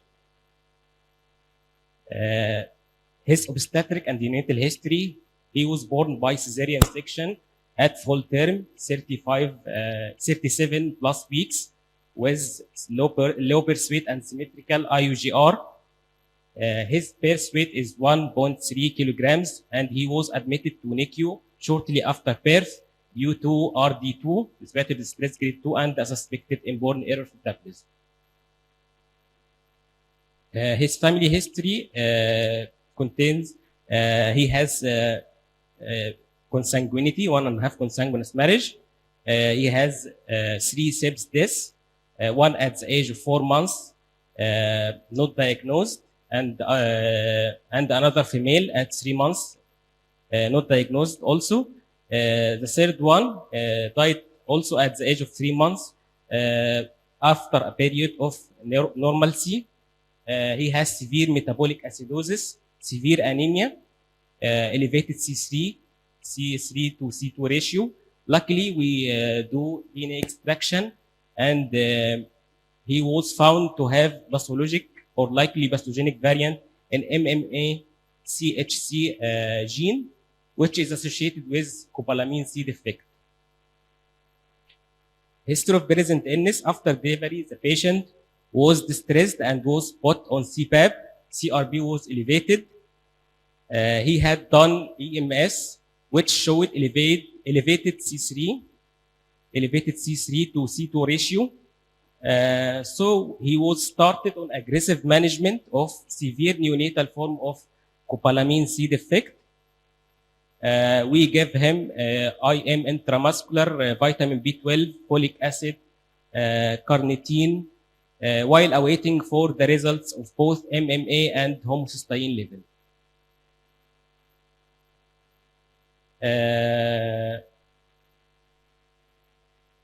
Examination now: he has fair general condition. He is conscious, active, weight 5.2 kilograms minus 4.1 standard deviation. OFC 41.5 centimeter minus 2.1 standard deviation. Length 60 centimeter minus 4.3 standard deviation. He has hypotonia, no pathological reflexes. His developmental history: he has delayed motor milestones mainly. At the neonatal period, he was having, while doing routine investigation, he was having mild metabolic acidosis with compensation. BCO2 was, BH was 7.3, bicarb was 17.8, BCO2 was 30. Ammonia was normal, 1.48 microgram per milli. CBC urea electrolytes were unremarkable. CRP was elevated. Plasma homocysteine was highly elevated, 250 micromole per liter. MMA level was also elevated, 24 micromole. Echo heart was unremarkable apart from small BFO. We have done molecular study for our index case, which showed homozygous mutation at the MMA CHC gene, like his SIPS. So diagnosis of combined methylmalonic acidemia and homocysteinuria was confirmed. Our management: there is no dietary restriction in this type of copalamin defect. Hydroxycopalamin given 1 milligram IM daily, folic acid 1 milligram daily, L-carnitine per os 100 milligram per kg per day divided every 12 hours. V drop 4,000 international unit per day. As part of follow-up, we found elevated homocysteine level above 45, which makes him at risk of thromboembolic manifestations. So betaine was started at 100 milligram per kg per day divided every 12 hours. Then we escalated and done increment in the dose of betaine until we stabilize the levels of homocysteine below 45. Follow-up for this case: growth and development at the clinic, extended metabolic screen. Luckily, after control of the condition, the C3 and C3 to C2 ratio normalized after control of the condition of the baby. Also, we use EMS to monitor methionine while giving betaine therapy, as betaine therapy elevate methionine levels in the blood. We do regularly plasma homocysteine monthly, plasma methylmalonic acid monthly. We do follow-up for ophthalmology as those patients are liable for ophthalmic complications. These are the levels of MMA and homocysteine and methionine during follow-up.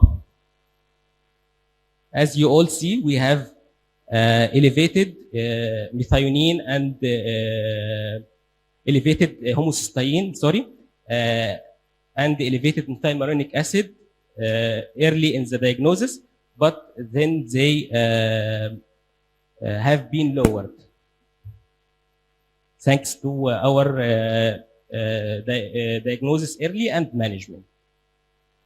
Follow-up metabolic derangement were well controlled. The patient started catching up initially, but unfortunately, he started to develop decreased oral intake with failure to gain weight, and was diagnosed as having cow milk protein allergy and GERD.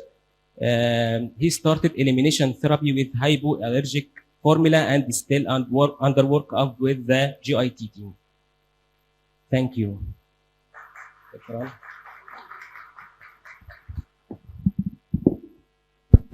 Thank you, Dr. Abdullah, for your interesting case. And now Dr. Shayma will comment on the case scenario.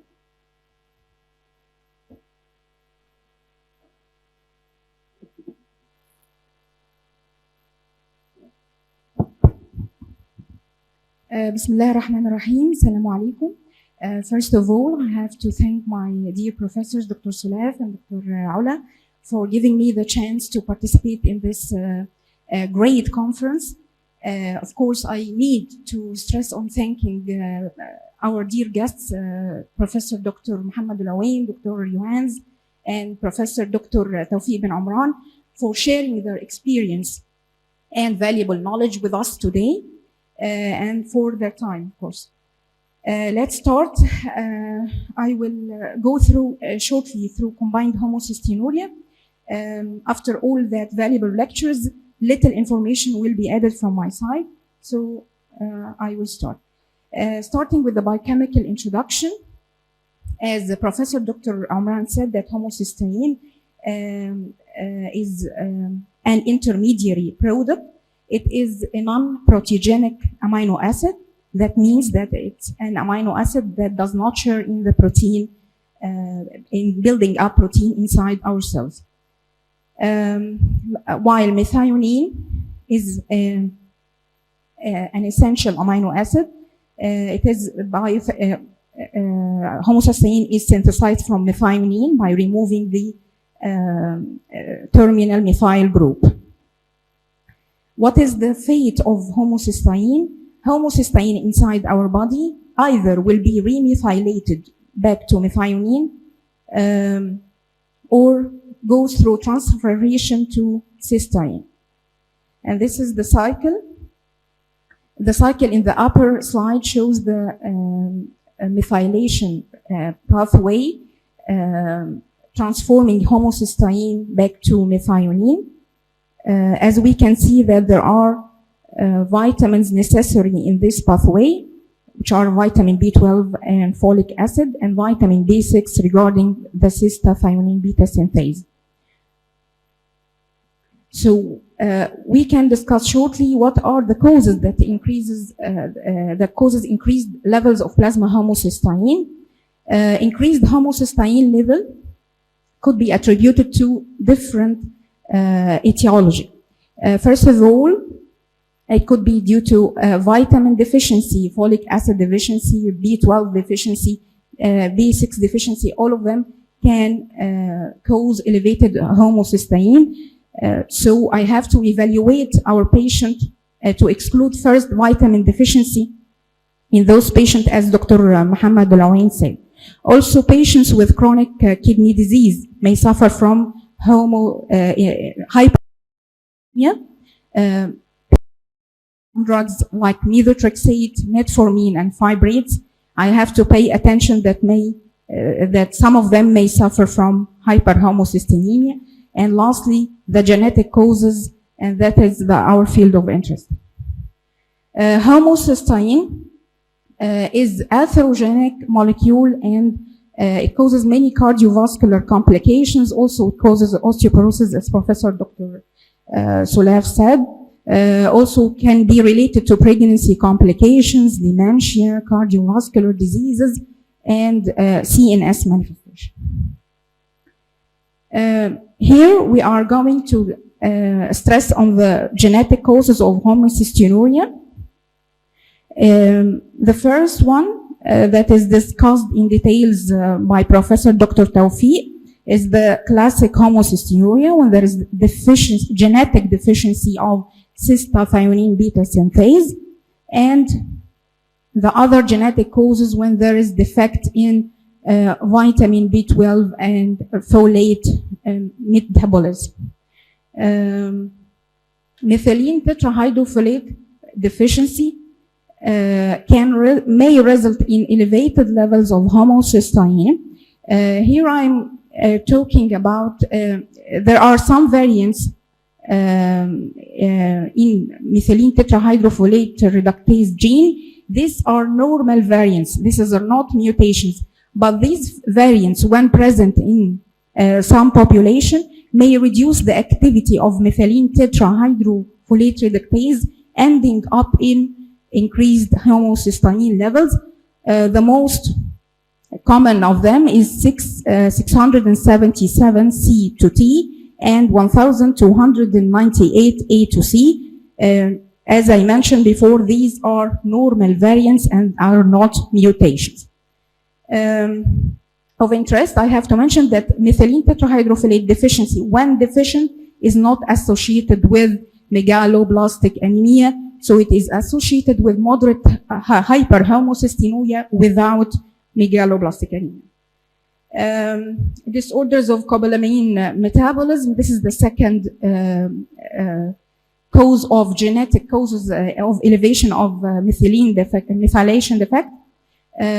Of course, Dr. Muhammad told us in details about the cobalamin metabolism, but just I want to remind you again about the two important coenzymes, adenosyl cobalamin and methyl cobalamin. Adenosyl is important for methylmalonyl CoA mutase, while methyl cobalamin is important for methionine synthase.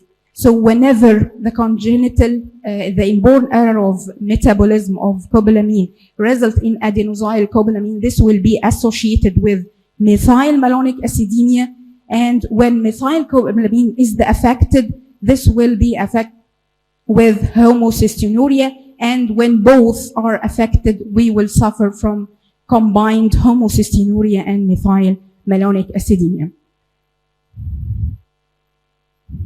Again, this is the complicated pathway of cobalamin metabolism or utilization inside our cells, starting from GIT absorption up to the utilization inside, whether the mitochondria as adenosyl cobalamin as a coenzyme for methylmalonyl CoA mutase, or methyl cobalamin in the methylation reaction of homocysteine.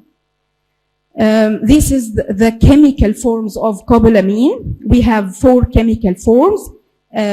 Whatever they are, the 4 are similar except for the R group attached to the cobalt atom.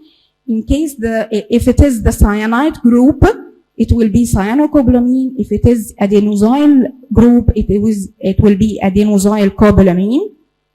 And here is the hydroxy, so the R group will be OH or hydroxycobalamin, and if methyl is methylcobalamin. And we all know that the cyanocobalamin is the form available in the supplementary and in diet.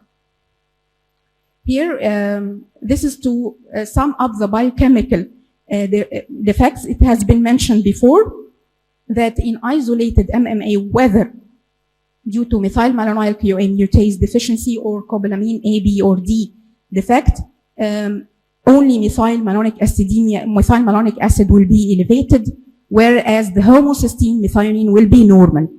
In classic homocystinuria, as Dr. Omran said, there will be high elevation in homocysteine and methionine, both of them, while the methylmalonic acid will show no abnormality, or there will be normal. And in the combined form, as in our case, methylmalonic will be elevated together with homocysteine, whereas the methionine will be low to normal. The approach, it has been mentioned in details by Professor Dr. Muhammad, but I will go through it very quickly. First of all, I have to suspect from the clinical findings, then I have to search for the biochemical findings, and lastly, the diagnosis should be confirmed by molecular genetic testing.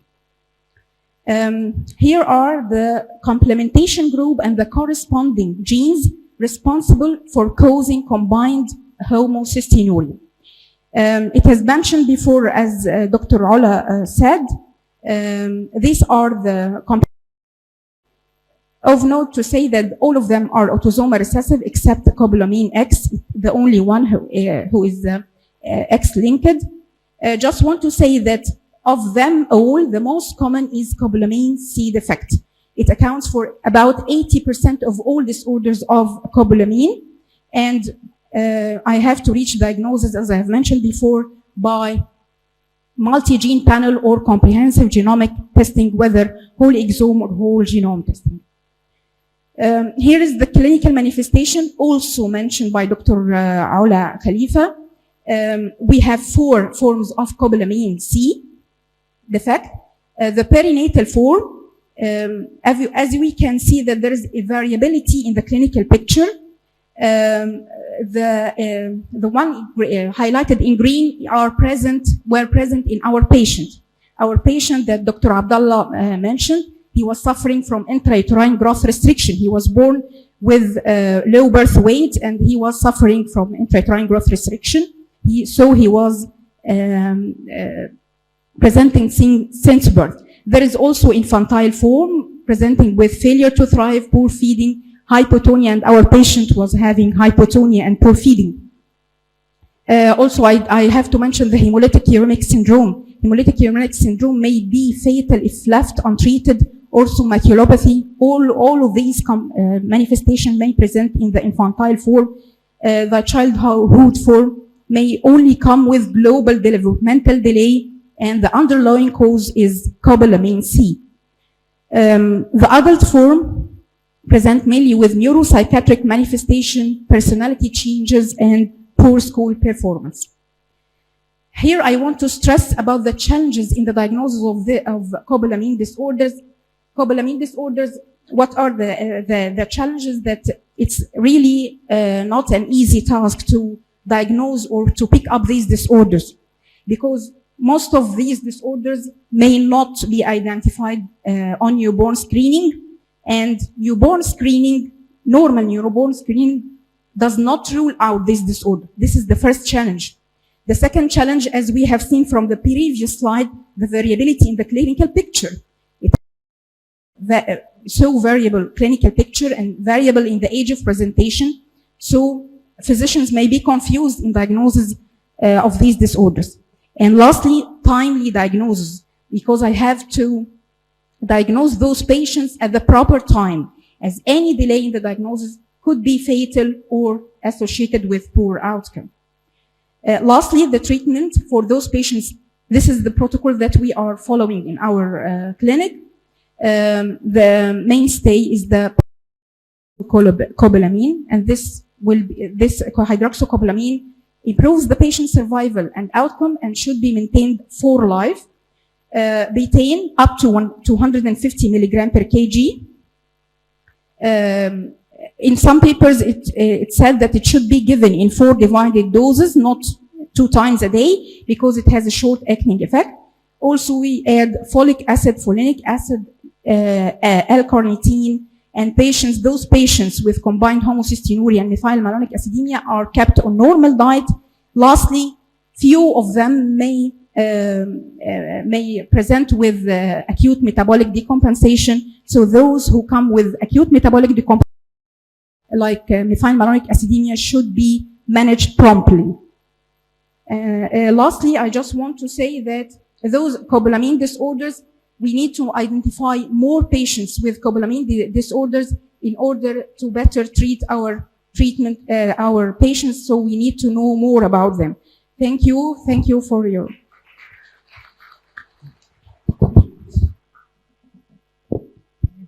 Thank you, Dr. Shaimeh, for the very great and informative talk. And now for our youngest consultant, Dr. Radwa Gamal, and she will present also another case, another interesting case. Thank you, all our dear professor, for this scientific meeting. It's my honor to be with you today. I will start with case scenario.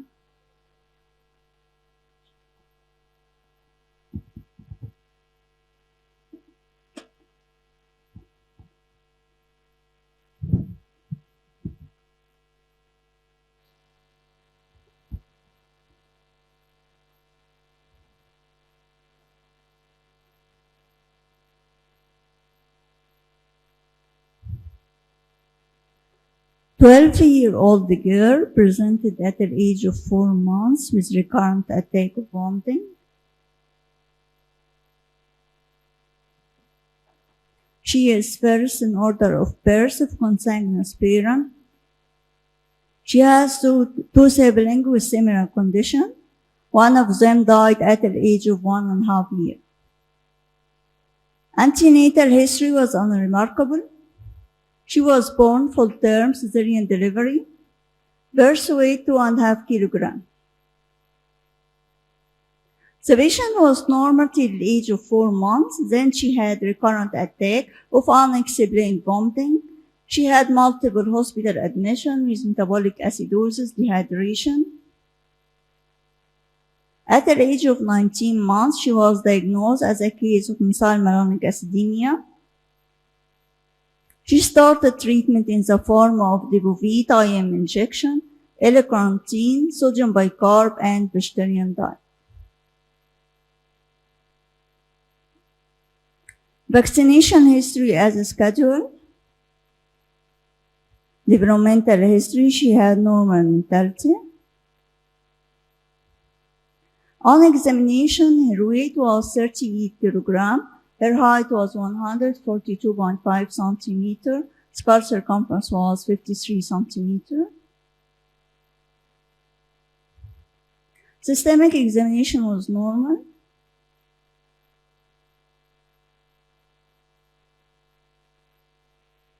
Workup done. Initially, CBC revealed leukopenia, mild microcytic anemia, renal and hepatic profile within normal range. EBG revealed metabolic acidosis with high anion gap. Initial extended metabolic screen revealed elevation of C3 acylcarnitine, C3-C2 ratio, and decrease in the methionine.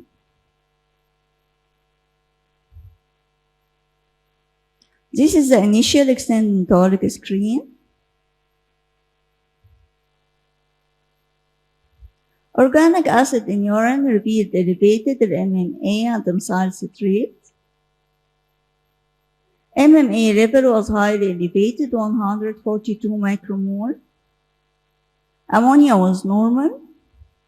Lactate was mildly elevated. Pelvic abdominal ultrasound was normal. Full ophthalmological examination was normal.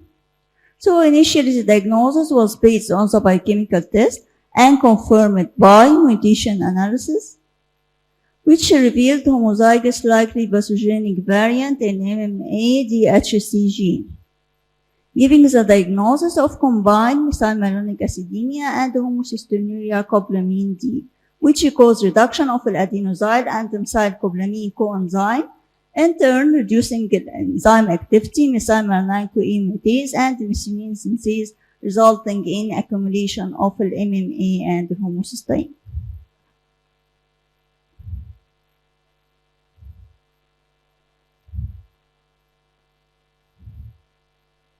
Once the diagnosis was confirmed by mutation analysis, the corresponding treatment was performed, stopping of protein restriction and addition of folic acid to the previous treatment. Now the patient on hydroxycobalamin IM injection once per week, which is effective in reducing total homocysteine and an MMA. Oral L-carnitine 100 mg per kg per day, which promoted excretion of proponyl carnitine, and folic acid 0.5 mg per day.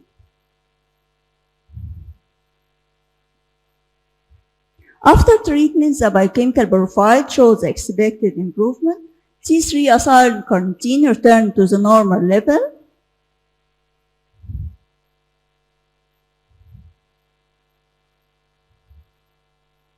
MMA level, total homocysteine, and organic acid urine become normal. The patient clinical symptoms were significantly improved, showing no further acute decompensation. The parent stopped follow-up with us for 1.5 years. During this period, they got another baby, presented at the age of 6 months with recurrent attack of vomiting. She had multiple hospital admissions with metabolic acidosis. No metabolic workup or genetic test was done to her. She died without treatment. Since the parent got another baby, which is now 4-year-old, she was screened at the age of 3 days by extended metabolic screen, which revealed elevation of C3 acyl carnitine C3-C2 ratio, and she started treatment in the form of Depovit, L-carnitine, and folic acid.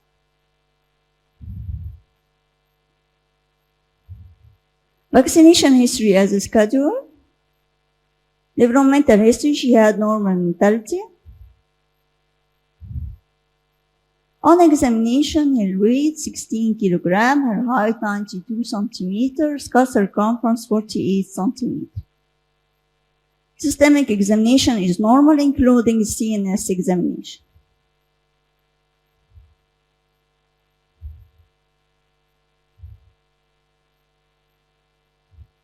Initially, extended metabolic screen revealed elevation of C3 acyl carnitine and decrease in methionine.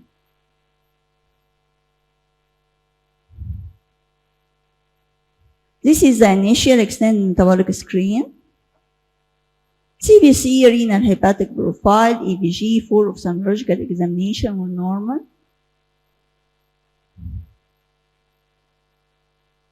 Now the patient on Depovit IM injection, L-carnitine, and folic acid.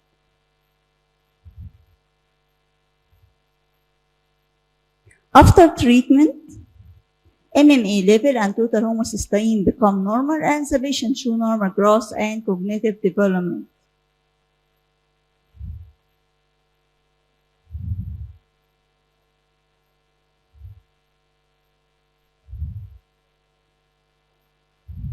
To summarize, we described a family of 3 affecting siblings with combined MMA and homocystinuria. One of the siblings died without treatment. The other 2 siblings are on our close follow-up. Initially, the diagnosis was based on the biochemical test and confirmed by mutation analysis. After treatment, MMA levels show treatment, and both siblings show normal growth and cognitive development. Take-home message: patient with elevated C3 acyl carnitine should be tested for total homocysteine for possibility of combined MMA and homocystinuria. Also, organic acid in the urine and acyl carnitine profile are the most commonly used investigation to detect MMA. Knowledge of the underlying genotype is of great importance as it affects the clinical course and the treatment option. It also facilitates prenatal diagnosis and detection of the carrier state among the family members.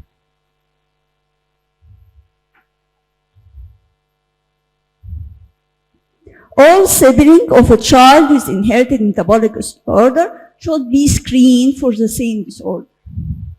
Without timely and effective treatment, patients with combined MMA and homocystinuria can progress to this.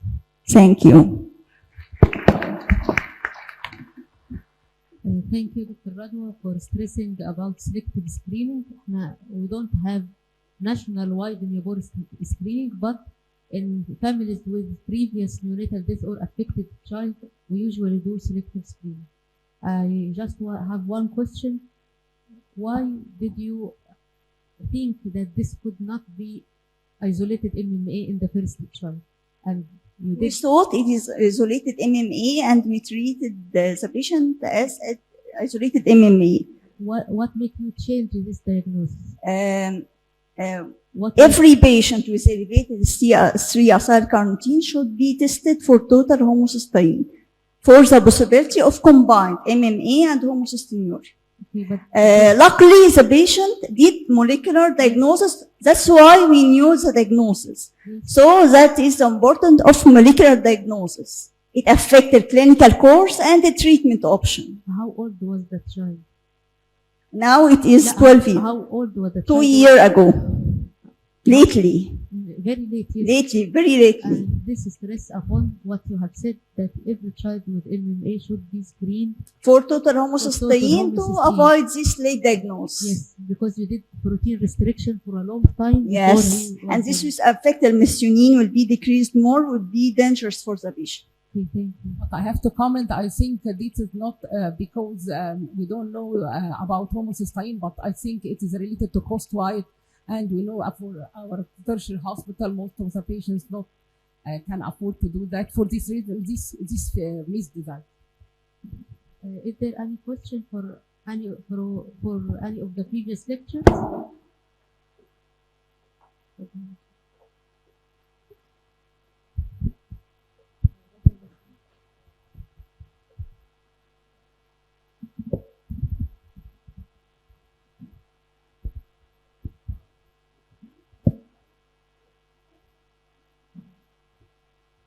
Good evening, everybody.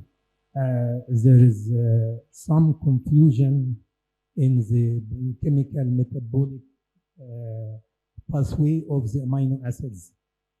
Confusion between two amino acids, cysteine and cysteine. I saw both are confused with each other. Both amino acids, there are two different amino acids, cysteine and cysteine. Different. And I saw some terminology, homocysteinuria and other homocysteinuria. Two different amino acids, cysteine and cysteine.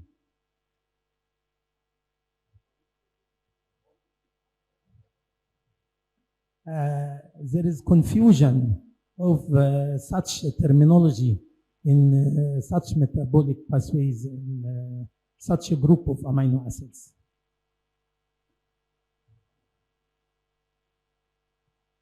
Anyone who is speaking about them should be alerted and have to make sure that he writes the amino acid properly. So we have, for example, cysteinuria, which is related to the cysteine, the one with the I without E, which is a genetic condition mainly coming with renal stones, and this is seen by nephrology. So completely different genetic defect, and I agree with you. There is homocysteine, the one we are talking about, and there is homocysteine with the I. So when you read, you have to make sure you are paying attention to the E and I, so you don't write them by mistake anywhere in your presentation, in your note. Yeah, but I agree with you. Both of them are completely different. Yes, yes. Yeah. Thanks, sir.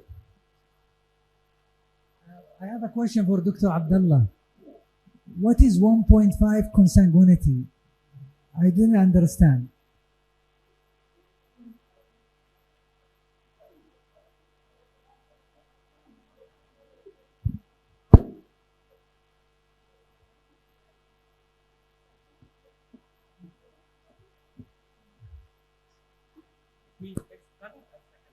Okay. So I am from Saudi Arabia. I didn't understand this abbreviation. This may be an abbreviation within your group, Allahu Alam. But always we go to the standard consensus among the medicine is medicine. If I say something, I try my best to be understood by any other physician anywhere in the world.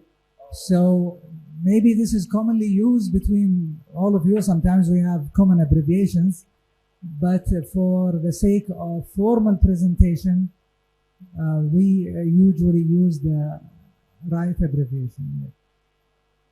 Thank you. Yeah.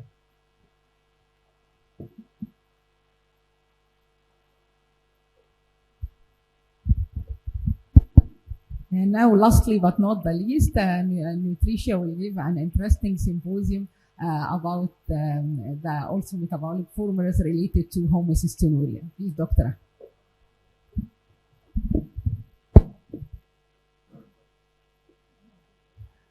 Thank you, Dr. Ala. Thank you, Dr. Salah. Thank you again. It's nice to be again on the stage with you. So to quickly go through the story for us in this second symposium, it will be about HCU. And we will go with the same concept. Our patient is an infant with a metabolic condition. So as we said in the prebiotic, we have the same prebiotic in our HCU formula, which is the HCU Anamix infant. It's an amino-based, methionine-free powdered formula. So it will have all the essential and non-essential amino acid, but the methionine has been removed as it's the offended amino acid for this patient. Also, it be used from the birth till 12 months and could be used supplementary up to 3 years of age. It has all the essential and non-essential amino acid, fat, carb, proteins, all the requirement except with the methionine. For our HCU formula, we'll also have the prebiotic blend we talked about in the first session. But what do we have in this formula and also in the MMA formula is the LC-BUFA blend for Nutricia as well. This is a study called the Diamond Study. It was done in 81 child from birth. It meant to measure the DHA and the AA. What will happen if we have a formula with DHA and ARA? And also, what is the main balance that will give the most benefit between the DHA and the ARA? To go to the conclusion of the Diamond Study, it measured at 4 months, 6 months, 9 months, and also it continued up to 9 years of age for those babies. So what happened if we compare the supplemented formula with the unsupplemented formula when it comes to the verbal IQ, performance IQ, the full scale IQ? The supplemented formula always have a better result comparing to unsupplemented formula. So what about the balance between the DHA and the ARA?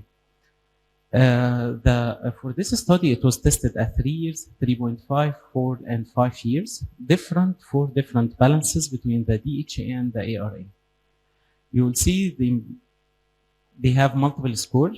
The dimensional change card sort attention to make sure the baby are giving attention which picture follow the same other picture. Like this is a car, a red car, it will go to the cars box even if have a blue car picture.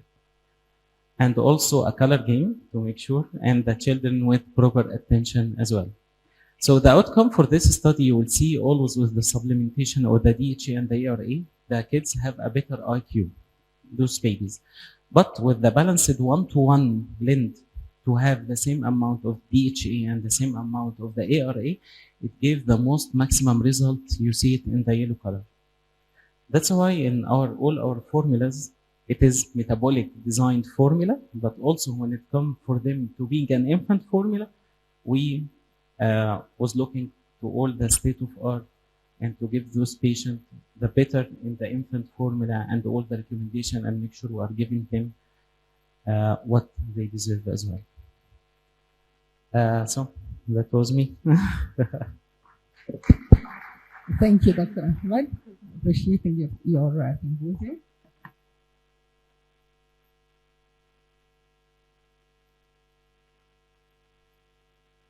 Okay, now we can conclude our session from the homocystinuria and an update that we showed how the importance of newborn screening has been appointed by Professor Amran for the cases which was early identified for classical homocystinuria, and he points the importance that we have to rely on homocysteine for diagnosis and not to rely on methionine. And very important, as I've said, time is very important for inborn errors of metabolism, and especially as we can see for those patients for the quality of life. Also, we have been having different presentations about combined methylmalonic acidemia and homocystinuria, and again, copalamin C, which is the most common type of these disorders. We have to treat those patients aggressively from day one, and because it had been reported that although it is a neonatal severe forms, once we started aggressive treatment in the form of B12 together with folic acid and protein from the start, those patients can have a good quality of life. And I want to thank you at the last thing.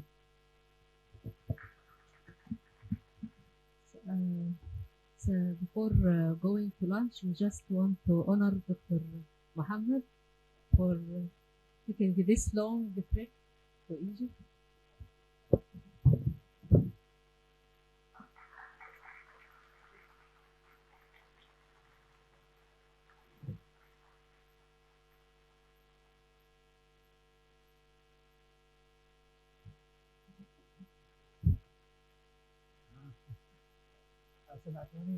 It should be made with vitamin D.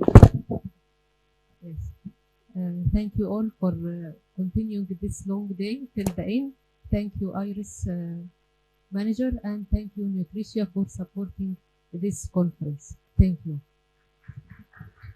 Before ending, just I want to have some also words. I just to appreciate our sincere feelings to also the organizing group for management, and also lastly but not the least, I have to appreciate for the Nutricia group which and also Ricordati group, the sponsoring company for the progress and for the success of our conference.